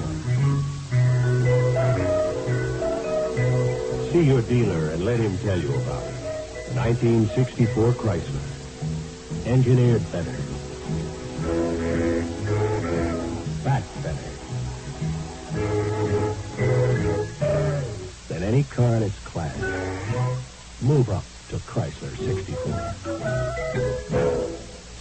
local Chrysler dealer today.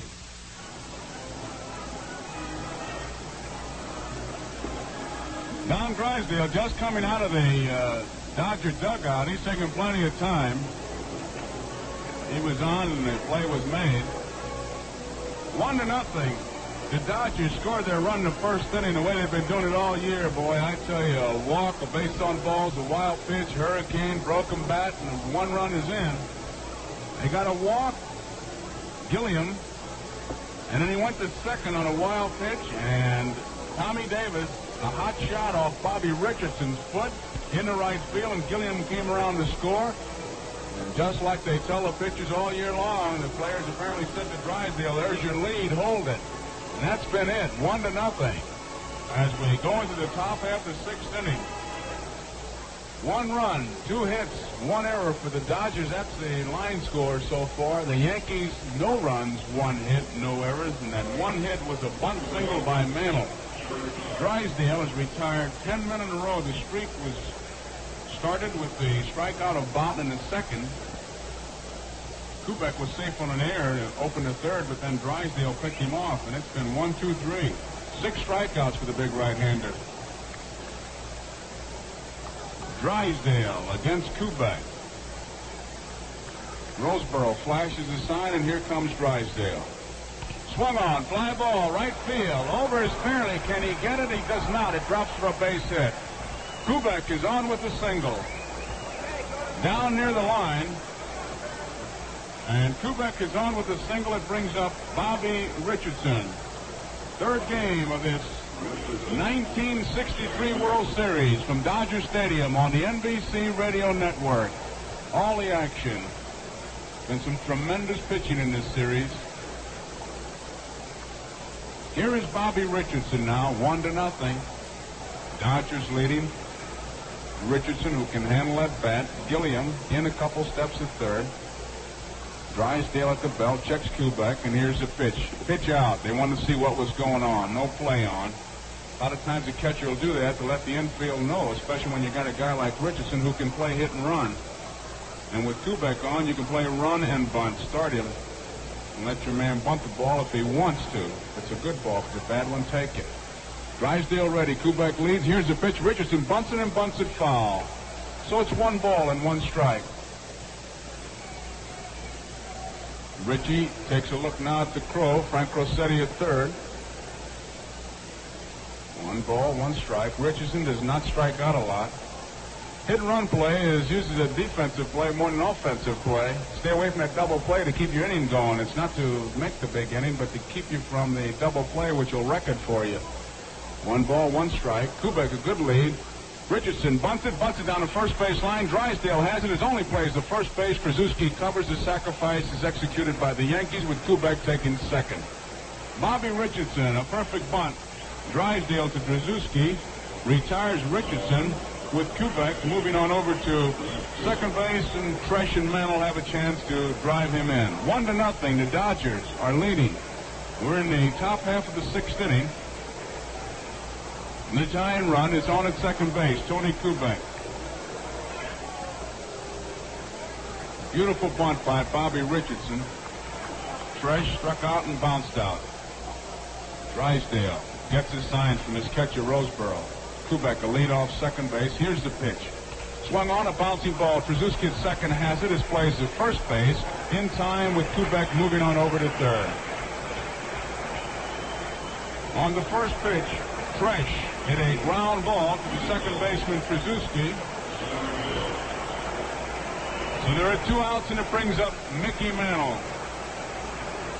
Mantle bunted over the head of Jim Gilliam. Back in the second inning for the first Yankee hit. Koufax, who is on at third base, has the other Yankee hit. Don Drysdale gets his sign.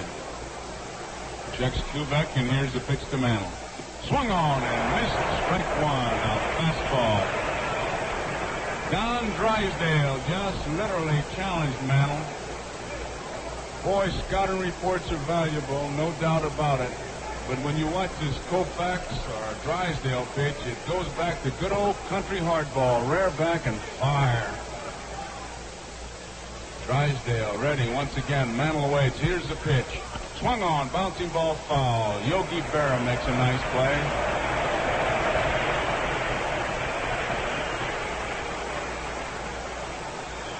Yog, very popular, of course. Why not?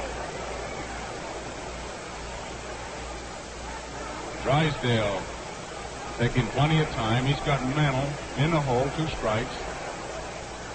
There are 2 outs. Checks Koufax. He's ready. Here's the pitch. Did he swing? No. Held up, says Larry Knapp. Drysdale started towards the Dodger dugout, as did Roseboro. A high fastball. Man, you could hear that thing pop into Roseboro's glove from up here.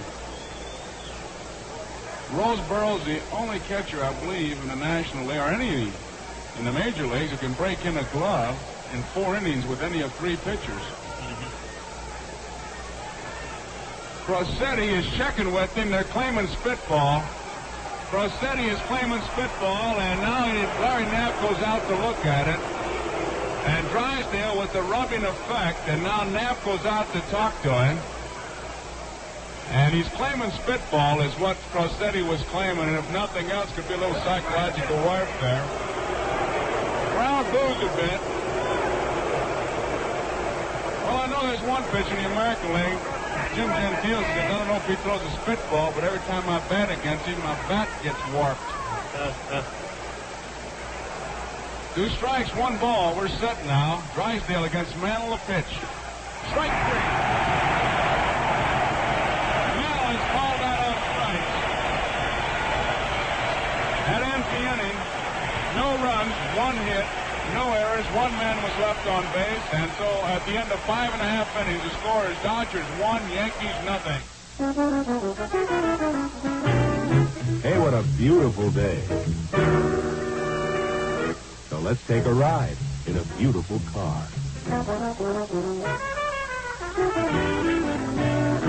The 64 Chrysler 300.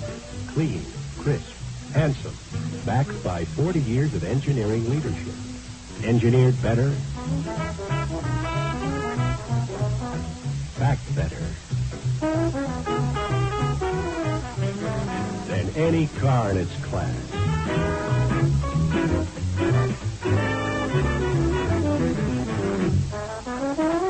Bucket seats are standard. The one on the passenger side reclines.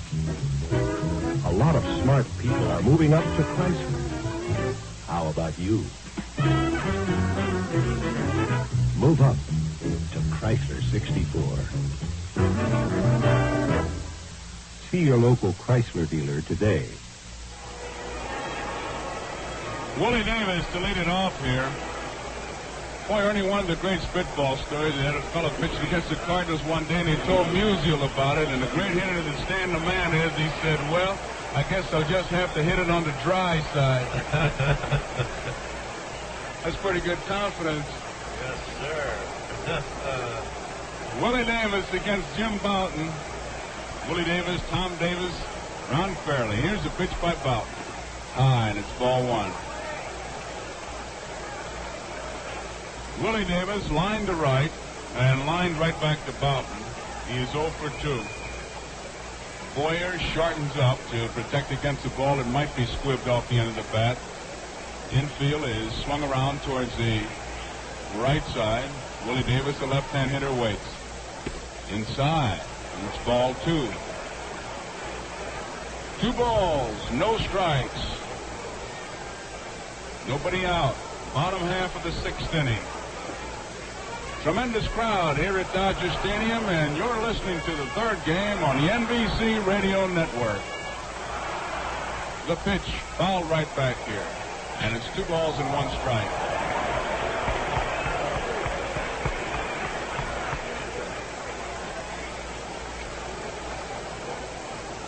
Pete Reeser coaching at 3rd base for the Dodgers. Joe Becker, both from St. Louis, Missouri, coaching for the Dodgers. Here's the pitch. Swung on and foul back, a high fastball. Well, he looked like he might like to order one like that right back. Some hitters, when they get a pitch they think they should hit and they foul it off. Boy, they have some conversation with themselves. Hank Sauer used to be a great one. Pitch like that, you ought to hit it. Well, I tried to hit it. Now, you didn't get a good cut. I'll try to get a better cut. They just keep talking to themselves. It's a great thing about catching. You get to hear all those conversations and the helpful suggestions that they give umpires. Willie Davis taking plenty of time for some reason, just backing in and out of the box. Can't find the right spot, and Boughton just waiting for him. 2 balls and 2 strikes to count. Now we're ready, and here's the 2-2 pitch. High curveball. It's ball 3. Boughton's curveball is the overhanded type, the kind when we were kids we used to call a drop. It just rolls right straight down. 3 balls, 2 strikes. Willie Davis waits. Here's the pitch by Boughton. Swung on and missed. He struck him out. That's the 3rd strikeout for Jim Boughton. Drysdale is struck out 7. Here is Tommy Davis. In the first inning, it was Tommy Davis who got the base hit that drove in the only run. Jim Gilliam, who had walked and was on at second base as a result of a wild pitch, scored on the hot shot hit by Davis off the glove of Richardson. Swung on and fouled back, strike 1. The Yankee defense really swung towards the left side for Tommy Davis, the right-handed hitter. Boyer behind the bag. Koufax protects the hole between short and third. Richardson 2 steps on the outfield grass near the bag. Pepitone on normal first base. Tresh in left field deep. Mantle in left center. Blanchard normal in right. Swung on. Bouncing ball to Koufax. The shortstop, the big hop. He's got it to throw in time. Tommy Davis bounces out. Koufax to Pepitone that brings up Ron Fairley. Fairley, a left-handed hitter with a real good stroke. Nice, smooth, fluid swing. Doesn't overswing, just gets that bat on the ball. Hits to all fields. Takes a curveball low, and it's ball 1. He keeps the defense honest. Everybody is pretty much straight away.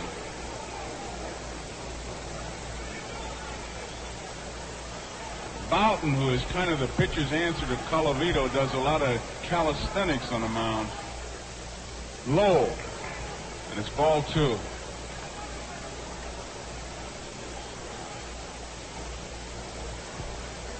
Boughton now turns his back to Ron Fairley and rubs up that baseball.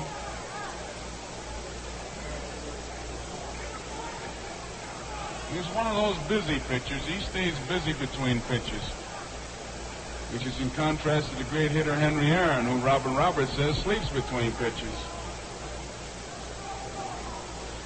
2 balls, no strikes. The pitch by Boughton. Bounces, and Elston Howard makes a nice play. He digs that one out. It goes to 3 balls and no strikes. You know, you're really lucky, Ernie, when you catch a ball like that, because that bounced about 8 feet in front of the plate, and when you do realize that you've caught it, you really try to act nonchalant, like, oh boy, look at me, I've been doing it all my life. Give it the old howdy do, eh? Yeah. 3 balls, no strikes. The pitch by Boughton. It's high, ball 4, and Fairley draws the base on balls, and that's the 5th base on balls given up by Boughton, and it brings up Moose Skowron.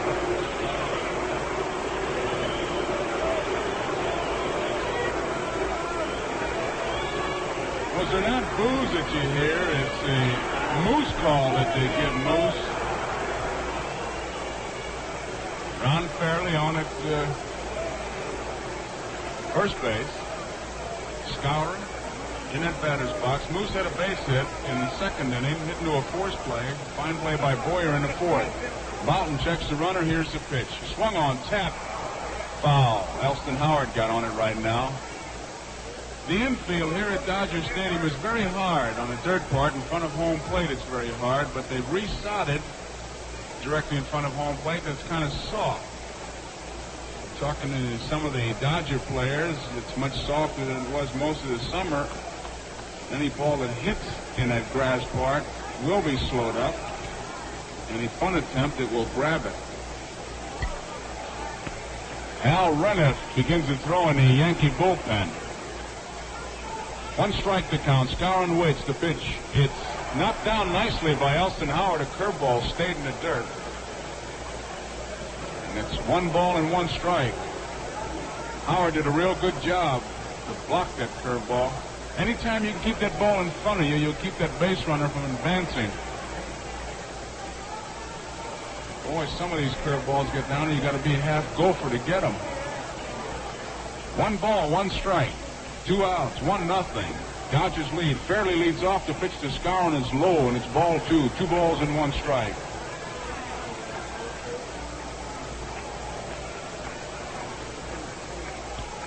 John Roseborough in the on-deck circle.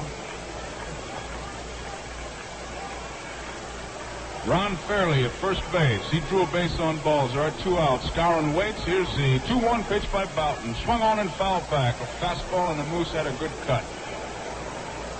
2 balls, 2 strikes, 2 outs, 1-0. Dodgers lead the Yankees. This is the 3rd game of the 1963 World Series from Dodger Stadium. And you're listening to it on the NBC Radio Network. The top network for sports.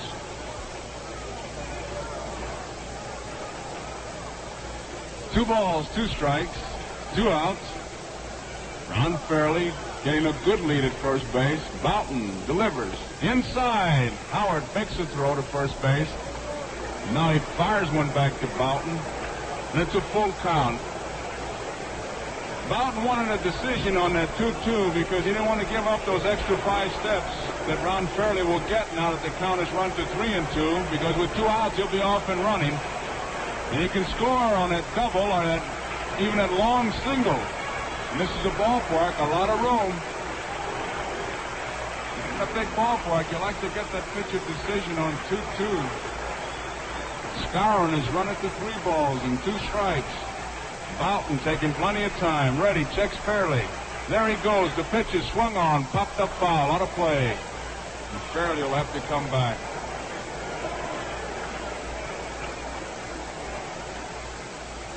Dodgers 1 run on 2 hits. Yankees no runs, 2 hits. The old baseball saying that good pitching will stop good hitting. Certainly has been able to do that as far as Dodger pitching is concerned. They have contained these Yankee bats. Boy, they have flooded that bat rack with termites. 3 balls, 2 strikes. Boughton delivers. Skowron swings and misses. He struck him out. 4th strikeout for Jim Boughton. That ends the inning. No runs, no hits, no errors. 1 man was left on base, and so at the end of the 6th inning, the score is Los Angeles 1, the Yankees 0. There are 3 letters that should be attached to your car. They are CCC, Certified Car Care. That's Chrysler Corporation's economical car health plan, designed to prolong the life of your car and keep it running like clockwork. Periodic checkups by specially trained men using Mopar and Chrysler parts. All Chrysler, Plymouth, and Dodge dealers have it. Remember CCC, Certified Car Care by Chrysler Corporation. Take advantage of it. Don Drysdale takes his warm-up tosses with Lee Walls, and while he does that, we pause 30 seconds for station identification. This is WGY Schenectady. Enjoy the World Series more. Treat yourself to a highball made with Saratoga Vichy. Saratoga Vichy is the perfect mixer.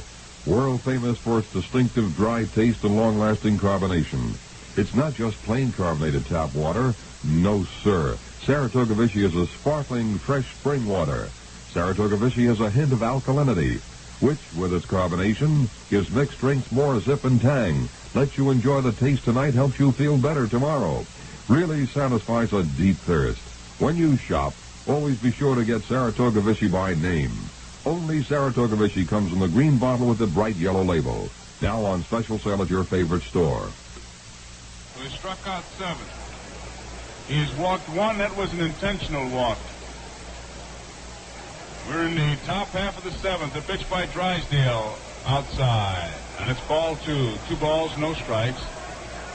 Drysdale with a fastball, a curveball, and a change of pace. No trick pitches with him. A rare back and fire him guy. A little tougher on the right-hand hitters because of his delivery. Pepitone waits the pitch by Drysdale. Swung on and tapped foul. So the count, 2 balls, 1 strike. Larry Knapp, the plate umpire, takes a look at the baseball and throws it out of play. Doesn't take much, just a little mark on that ball. Boy, you're bearing down watching that thing. If it's got any kind of a dirt spot on it, here comes a barber pole up at you. 2-1 pitch by Drysdale of Pepitone. Swung on and tapped foul right into the Yankee dugout. Pepitone hit that right off his foot. And boy, those are the kind that when you get them there, they'll make you late for the dance every time. Pepitone just walking around now. He hit it right off the top of his foot.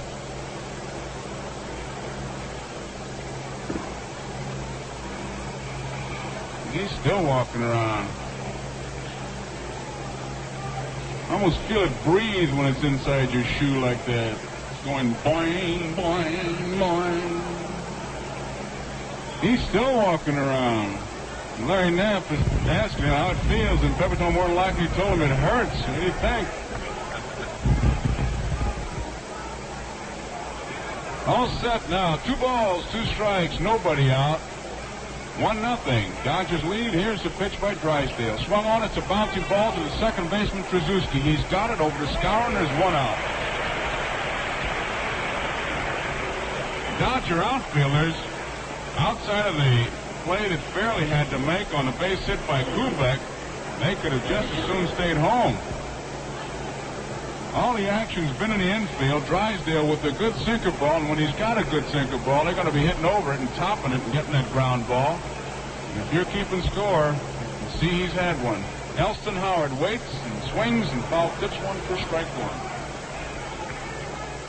1. Drysdale has struck out 7.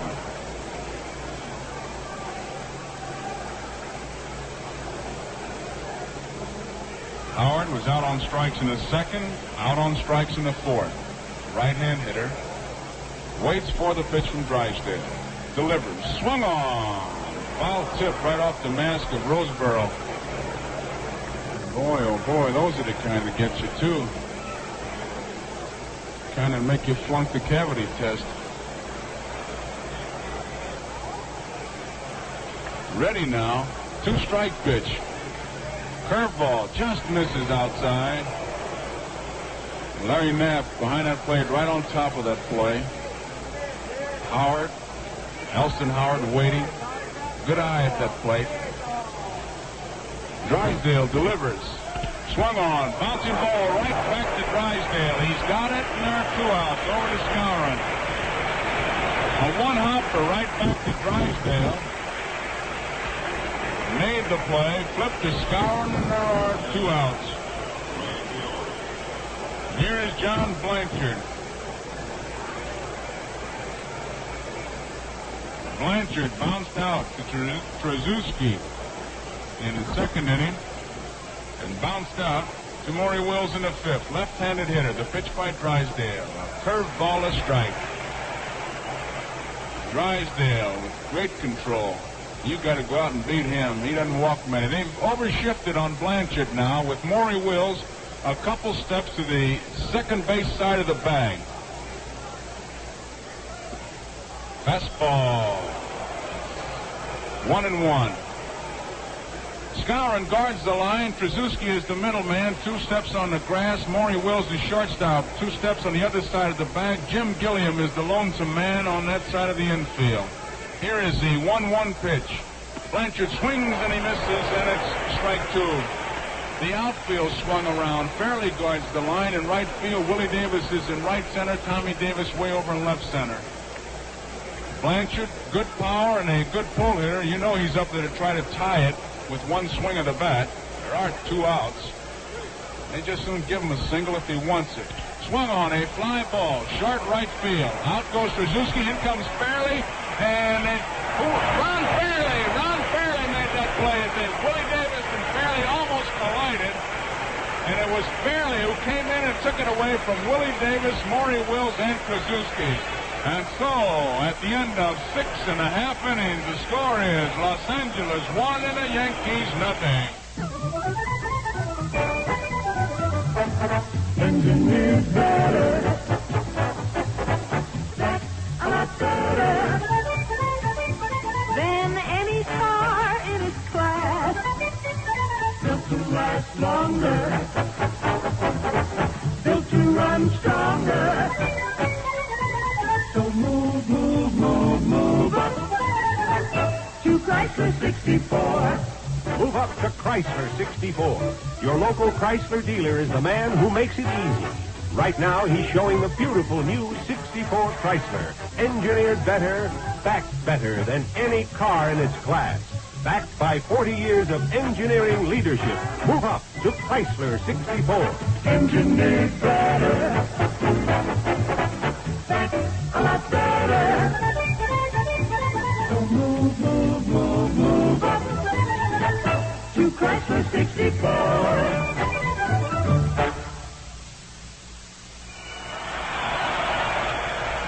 Bottom half of the 7th inning, the Los Angeles Dodgers will send up John Roseboro, Dick Tracewski, and Don Drysdale. 1-0. The Dodgers are leading the Yankees.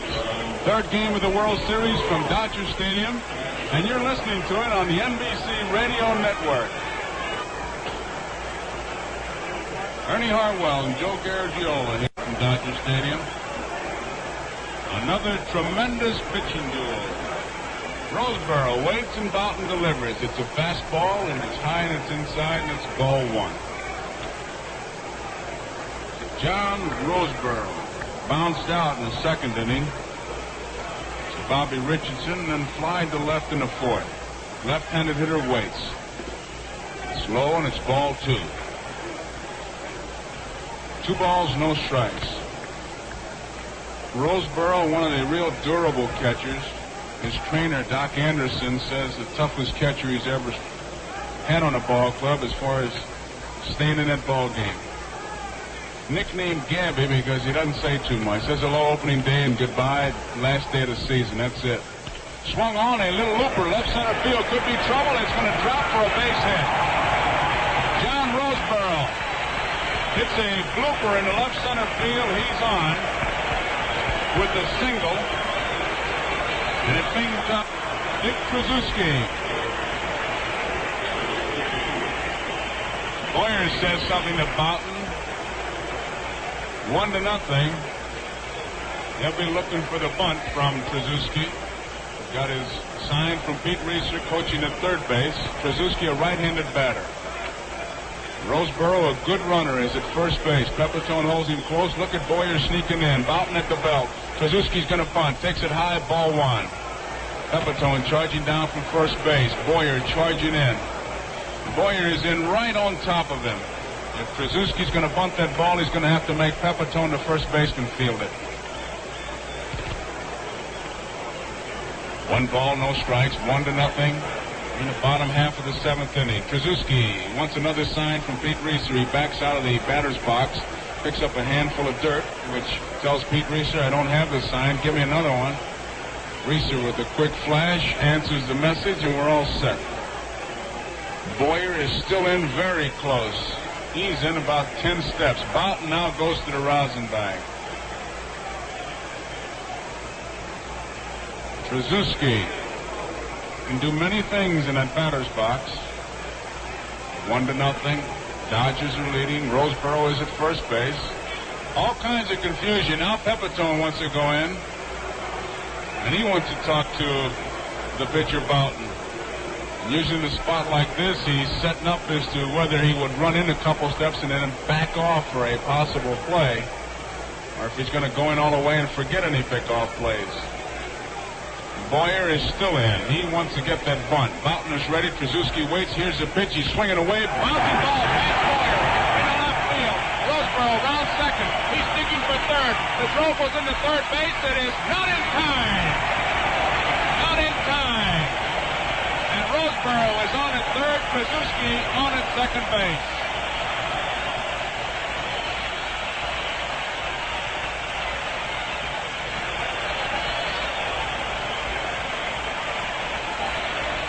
The Dodgers turning it wide open. Pouring on the coal with full steam ahead. Switched off.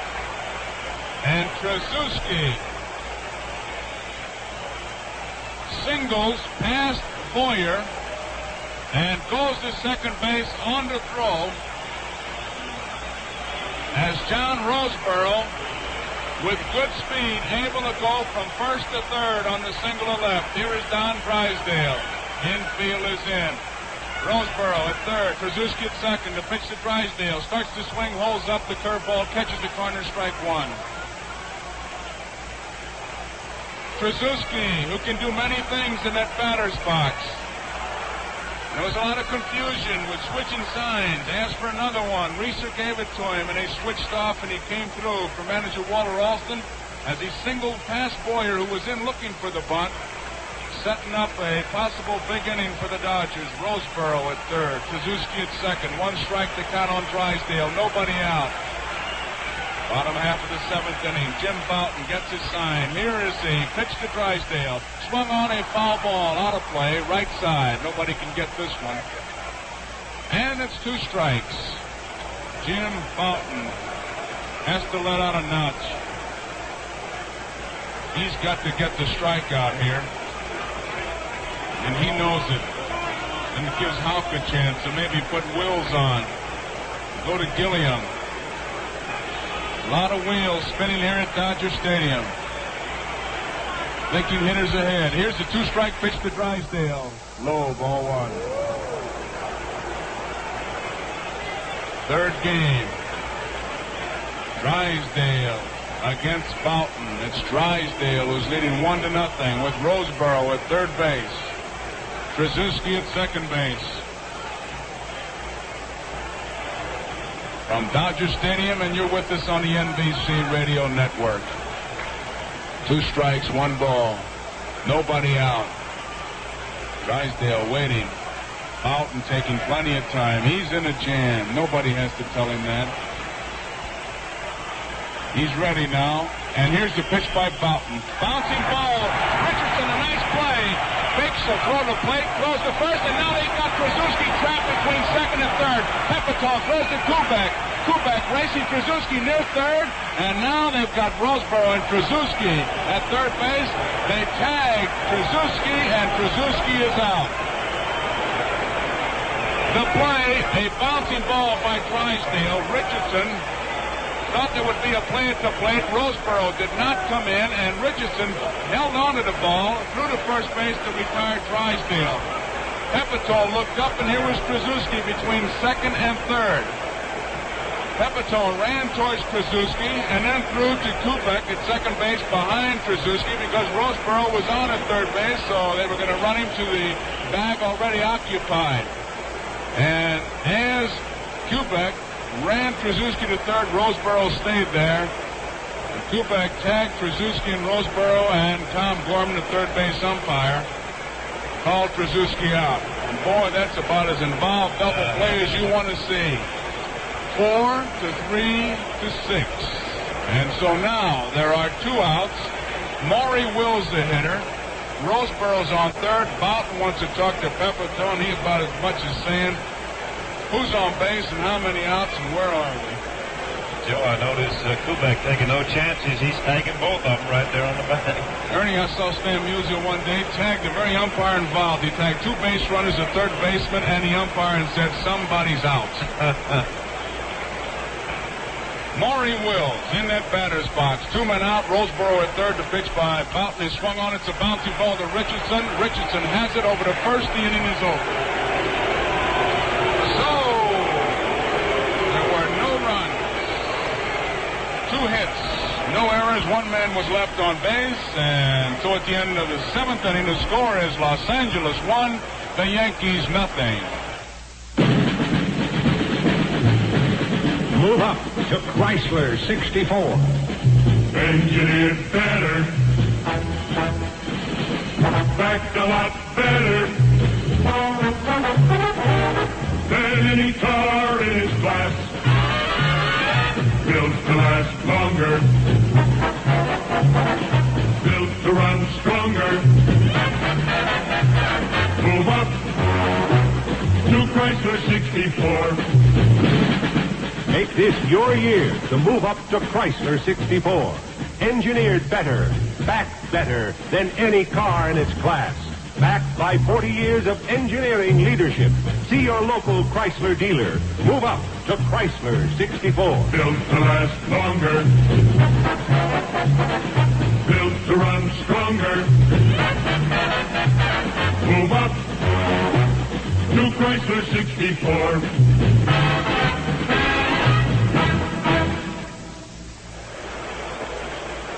Well, the crowd here at Dodger Stadium still buzzing over that play. I tell you, boy, it looked like a portion out of the Keystone Cops for a while there, Ernie. Yes, sir. Everybody moving. And it's Clete Boyer to lead it off here now against Don Drysdale. The first pitch is swung on and fouled back, and it's strike one. Like that could give a big lift though to the Yankees because they were facing the big inning on the part of Los Angeles. Sometimes that'll just turn it around for a ball club. We'll wait and see. Here's the pitch. It's a strike called, and Drysdale continues to pour it on. He is rearing back, and I mean he is firing. You can hear that ball popping at Roseburow's glove. Like Saturday morning at the lumber yard. Just stack that lumber. Strike three. Clete Boyer called down all strikes. That's 8 strikeouts for Drysdale. Podres had 4 strikeouts. And of course in that first game, Sandy Koufax broke Carl Erskine's record of 15. Here is Yogi Berra as a pinch hitter.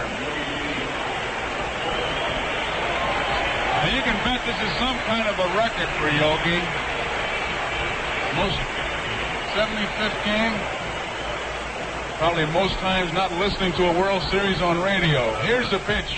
Swung on and fouled back. Yogi not waiting for anything.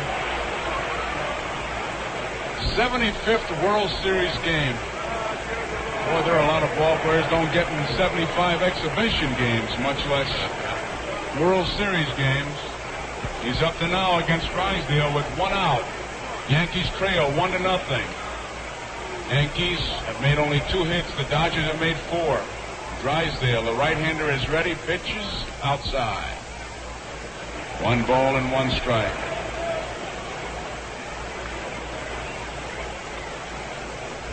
Yogi Berra.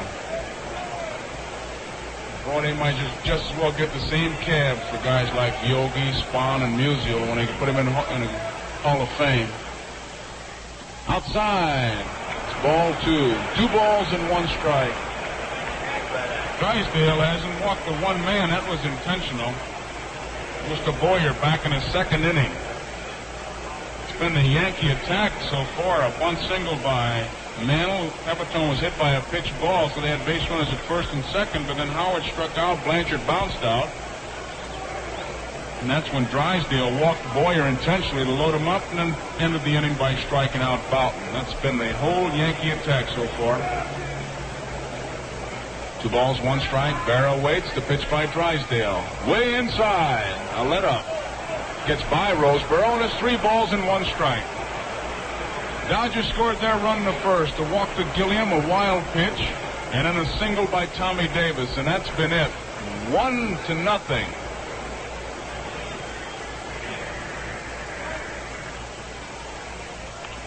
Foul back by Yogi. Right on top of us here. Needless to say, you must have heard it.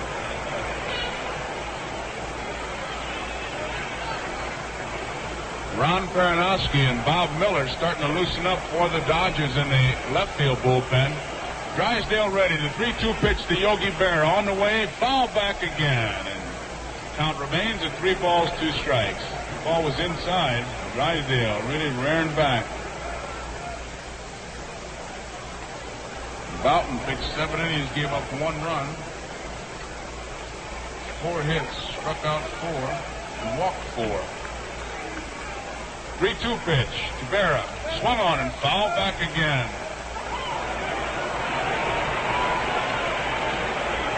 Yogi getting his cuts up there. He's not getting cheated.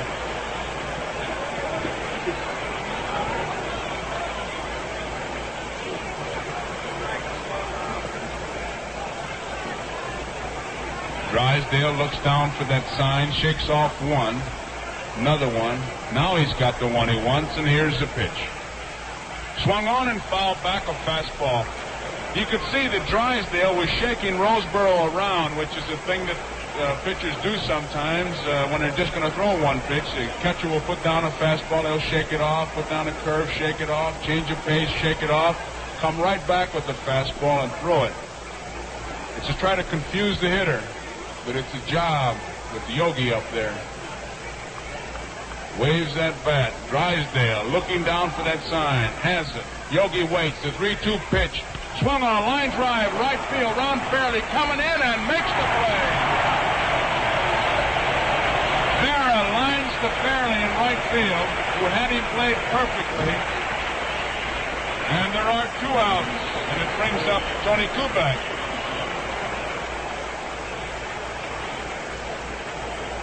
That's the second put out for an outfielder. Blanchard into the 7th inning when Fairley made the play on a short pop fly. This ball was well hit, and Fairley had him played perfectly, and Berra is out. So Koufax is up there, and here's a pitch by Drysdale. It's a strike. Right down the middle strike. Drysdale staying ahead of the Yankee hitters. Koufax waits. Drysdale delivers. Swung on and fouled back.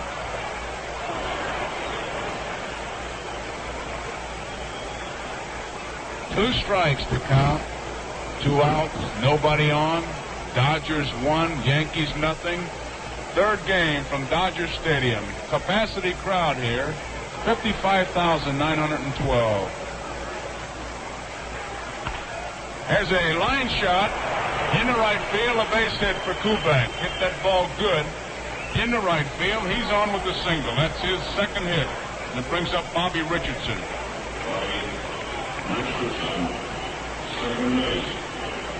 Drysdale got that ball in on Koufax, and Koufax hit a shot in the right field. Richardson fouled out in the first inning, popped up in the third. Sacrifice bunt in the 6th. Right-hand hitter. Koufax, a lead at first. Here's the pitch. Swung on, it's a bouncy ball. Trzaskowski at second has it, steps on the back for the force out, and that ends the inning. Richardson hits into a force play. No runs, 1 hit, no errors.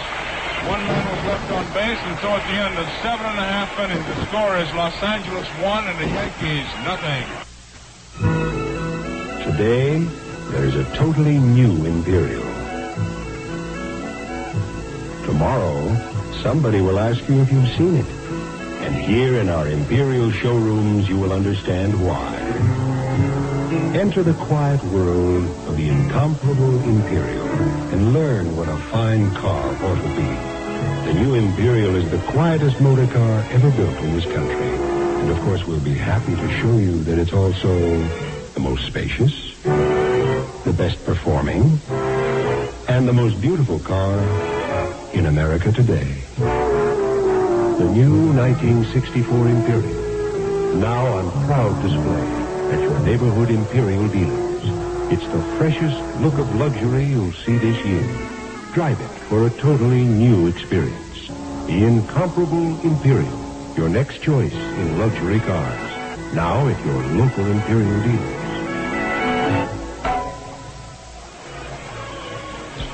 Bottom half of the 8th inning, and Hal Reniff is a new Yankee pitcher. He starts his warm-up tosses with his catcher, Alston Howard.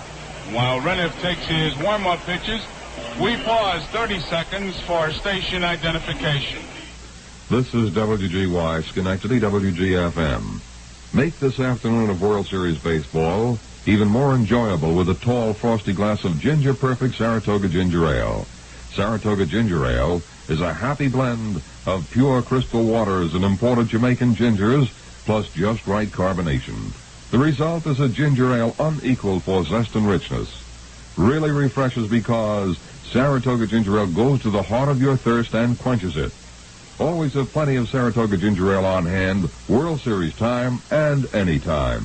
Now on special sale at your favorite store. Gilliam to lead it off in the bottom half of the eighth. Willie Davis and Tommy Davis. They've just flashed on a big pentagram board they have here. Tomorrow's probable pitchers. Whitey Ford for the Yankees and Sandy Koufax for the Los Angeles Dodgers. And we'll be here on the NBC radio network for that ball game. You'll be with us. Here's a fastball, high, and it's ball one. Hal Renniff, a right-hander. He won 4 and lost 3 during the year. Gilliam batting left-handed. Renniff delivers. High. And it's ball 2. Gilliam takes a look down at Pete Reister. This is a pitch that's controlled by the manager. Heard Alston, the manager, say more than once that if he had all ball players like Gilliam, he wouldn't have to use signs because he knows what to do at all times. 2-0 pitch. Gilliam takes it high and it's ball 3. 3 balls, no strikes. Elston Howard motions to his pitcher to come on down with that ball like he's maybe standing a bit too straight. The pattern has been that he has been wild high. Which if a fella gives you some consistency in his wildness, you can correct it in a hurry. Here's the 3-0 pitch. Ball 4, he walked him.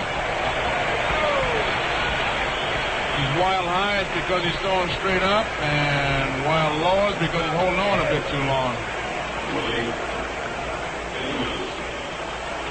Like the guy said, with that information, you too can be a pitching coach. Here is Willie Davis.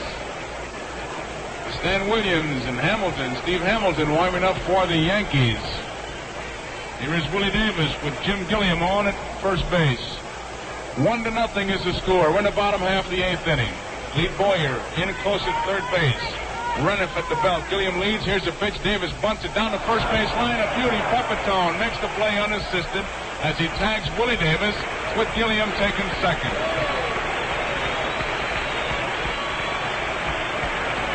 So the base on balls and the punt, and the Dodgers have a man in scoring position with their fourth place hitter and their hot hitter Tommy Davis in the batter's box. Dodgers scored their run with a walk, a wild pitch, and a single by Davis. Well, Gilliam is on again. He scored that first run. He's on at second base again with the base on balls and a sacrifice. Renniff at the belt. Tommy Davis waits the pitch. It's high and it's ball 1. Ralph Houck, Yankee manager, facing the Yankee dugout. Played Tommy Davis to pull that ball. Davis led the National League in hitting. Second year he's done it, back to back. He led it last year. 1 ball to count. Renniff. There goes Gilliam. He's running, swung on and missed the throw to third base. It is in time. They get him. Nice throw by Elston Howard, and Jim Gilliam is out attempting to steal Howard to Boyer. You know, from second base, very rarely do you get a steal sign. You usually ask the coach, can I come over? Feeling that you're 50% sure or more that you can make it. And the coach will give you a yes or a no answer. Gilliam, feeling he could make it, started over, and Howard, with a real fine throw to Clete Boyer, nailed him. 1 ball and 1 strike. Tommy Davis had a good cut at the curveball, and here's the 1-1 pitch. Swung on. Tommy Davis started to swing, stopped, caught his spikes, and looked like a dance expert getting caught or something as he was just kind of jiggling around home plate. 2 strikes, 1 ball. Renniff with a good curveball. Here comes the right-hander again. Curveball swung on and missed. He struck him out. A bad ball. Same pitch that Tommy Davis chased. So that ends the inning, the 8th inning for the Los Angeles Dodgers. And the score at the end of the 8th inning, Los Angeles 1 and the Yankees nothing. Mother, a letter from Bob. Listen, dear Ruth, Chrysler Corporation warrants for 5 years or 50,000 miles, whichever comes first, against defects in materials and workmanship, and will replace or repair at a Chrysler Motors Corporation authorized dealer's place of business the engine block, head, and internal parts, intake manifold, water pump, transmission case, and internal parts, excluding manual clutch, torque converter, drive shaft, universal joints, rear axle, and differential and rear wheel bearings of its 1964 automobile, provided the owner has the oil changed every 3 months or 4,000 miles, whichever comes first, the oil filter replaced every second oil change, and the carburetor air filter cleaned every 6 months and replaced every 2 years, and every 6 months furnishes to such a dealer evidence of performance of the required service and requests the dealer to certify receipt of such evidence and the car's then current mileage. Thinking of you always, Bob. Dear, are you sure you're doing the right thing marrying a car dealer? Well, here we go. It's the top half of the ninth. Tom Tresh, Mel, and Pepitone. Drysdale delivers, and Tresh swings and misses a strike one. 55,912 here at Dodger Stadium. Drysdale, 3 outs away. Big right-hander's ready to pitch to Tresh. Is swung on, popped up foul, out of play. And a strike 2. The scoring in the first inning, a walk to Gilliam. He went to second on a wild pitch. After Willie Davis lined to right field, Tommy Davis hit a shot off Bobby Richardson's glove and foot. Gilliam scored, and that's been it. 1-0. Dodgers have made 1 run on 4 hits, 1 error. Nothing. 3-0 for the Yankees. Swung on, missed and crushes out. 9 strikeouts for Drysdale.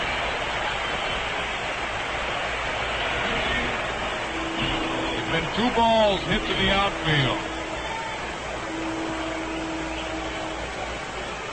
Of the 3 Yankee hits, Kubek has 2 of them. Mickey Mantle, who's up there now, has the other one, a bunt single. Mantle, batting left-handed, trying to tie it up with 1 swing of the bat. Drysdale delivers, swung on, a bouncy ball, scouring first base, has it, going to take it himself, steps on the bag, there are 2 outs.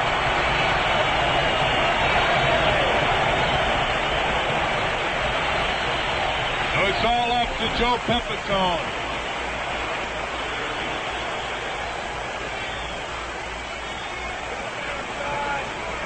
Joe Pepitone,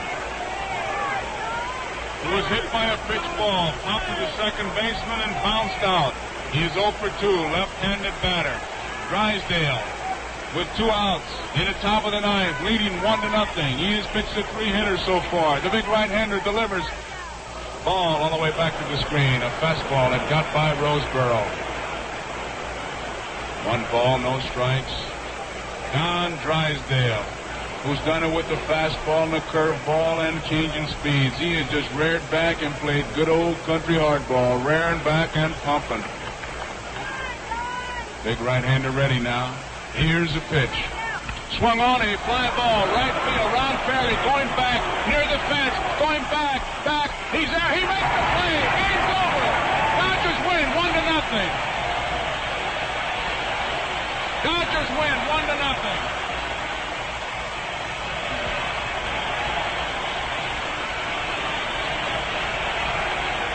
Joe Pepitone gave this crowd quite a thrill, but Ron Fairley backed up against the fence and made the play. And the final score, the Dodgers, 1 run, 4 hits, and 1 error.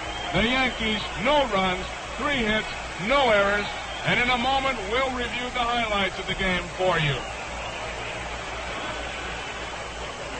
Great.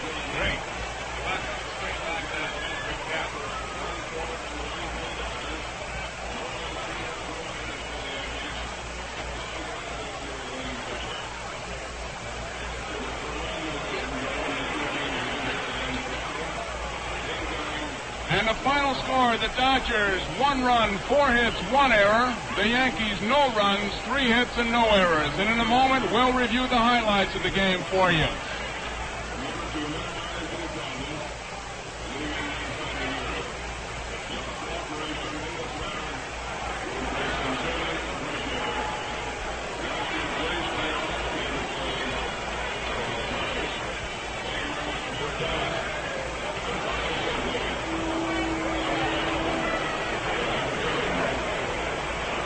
You've heard the expression, the human body is like a fine machine.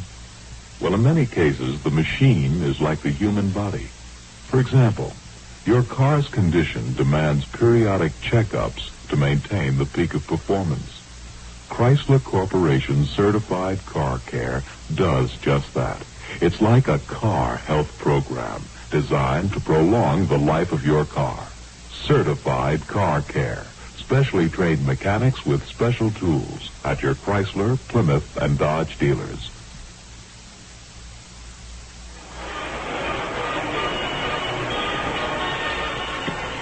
At the end of the first three games of the 1963 World Series, the Los Angeles Dodgers now have a formidable lead of 3 victories to none over the American League champion New York Yankees. And the Dodgers won it again here this afternoon at Dodger Stadium in Los Angeles with the same formula that they'd won the first 2 games. They got out in front early and depended on rugged pitching, this time from Don Drysdale, to post the victory. They had 1 run on 4 hits and 1 error. The Yankees had no runs on 3 hits and made no errors. The scoring in the game all came in the opening inning. The 1 run, Gilliam walked, went to second on a wild pitch, and Tommy Davis sent him home with a 2-out single into center field. There have been many wild pitches in World Series history, but this is the second time that a pitch has assumed real importance in a World Series ball game. Back in 1927, for the Pittsburgh Pirates, John Mildress, pitching in the 9th inning of the 4th and final game against the Yankees, made 2 wild pitches, and the second one came with the bases loaded and 2 out to allow the winning run to score. After the 1 run scored off the starter Jim Boughton, the Dodgers could score no more, though they threatened in the 7th inning when a Yankee double play cut down their potential in that inning. Meanwhile, Drysdale was a great pitcher. He struck out a total of 9, and he allowed only 3 hits, a bunt single by Mickey Mantle in the 2nd inning, and singles by Koufax in the 6th and the 8th inning. The Yankees loaded the bases in the 2nd, but Boughton, in a chance to get a run in, struck out for the 3rd and final out of that 2nd inning. The Yankees moved to another man as far as 3rd base in the 6th inning when Koufax got that far, but he was left at 3rd. Other than that, no Yankee got past first base against Drysdale, who was magnificent, winning his 2nd World Series victory of his Major League career. Boughton is the loser, and Rennett pitched good ball in relief to take the loss. Don Drysdale the winner, and the Dodgers are now 3 up on the New York Yankees. The 4th game of the series here tomorrow, and it'll be Whitey Ford to try to get the Yankees in the win column, and he'll be facing the pitching hero of game number 1, the Dodgers' Sandy Koufax. This broadcast is authorized under broadcasting rights granted by the Commissioner of Baseball solely for the entertainment of our listening audience, and any publication regarding broadcast or other use of the descriptions and accounts of this game without the express consent of the Commissioner is prohibited. Our NBC engineer has been John Pollock. Our NBC producer, Al Ashby. And that wraps up the 3rd game of the 1963 World Series. Be with us again tomorrow at 12:45 for the 4th game of the World Series, when your host, as today, again will be the Chrysler Corporation, makers of all new 1964 Plymouth, and the Gillette Safety Razor Company, world leader in shaving. The score once again, the Los Angeles Dodgers 1 and the New York Yankees 0. This is the NBC Radio Network.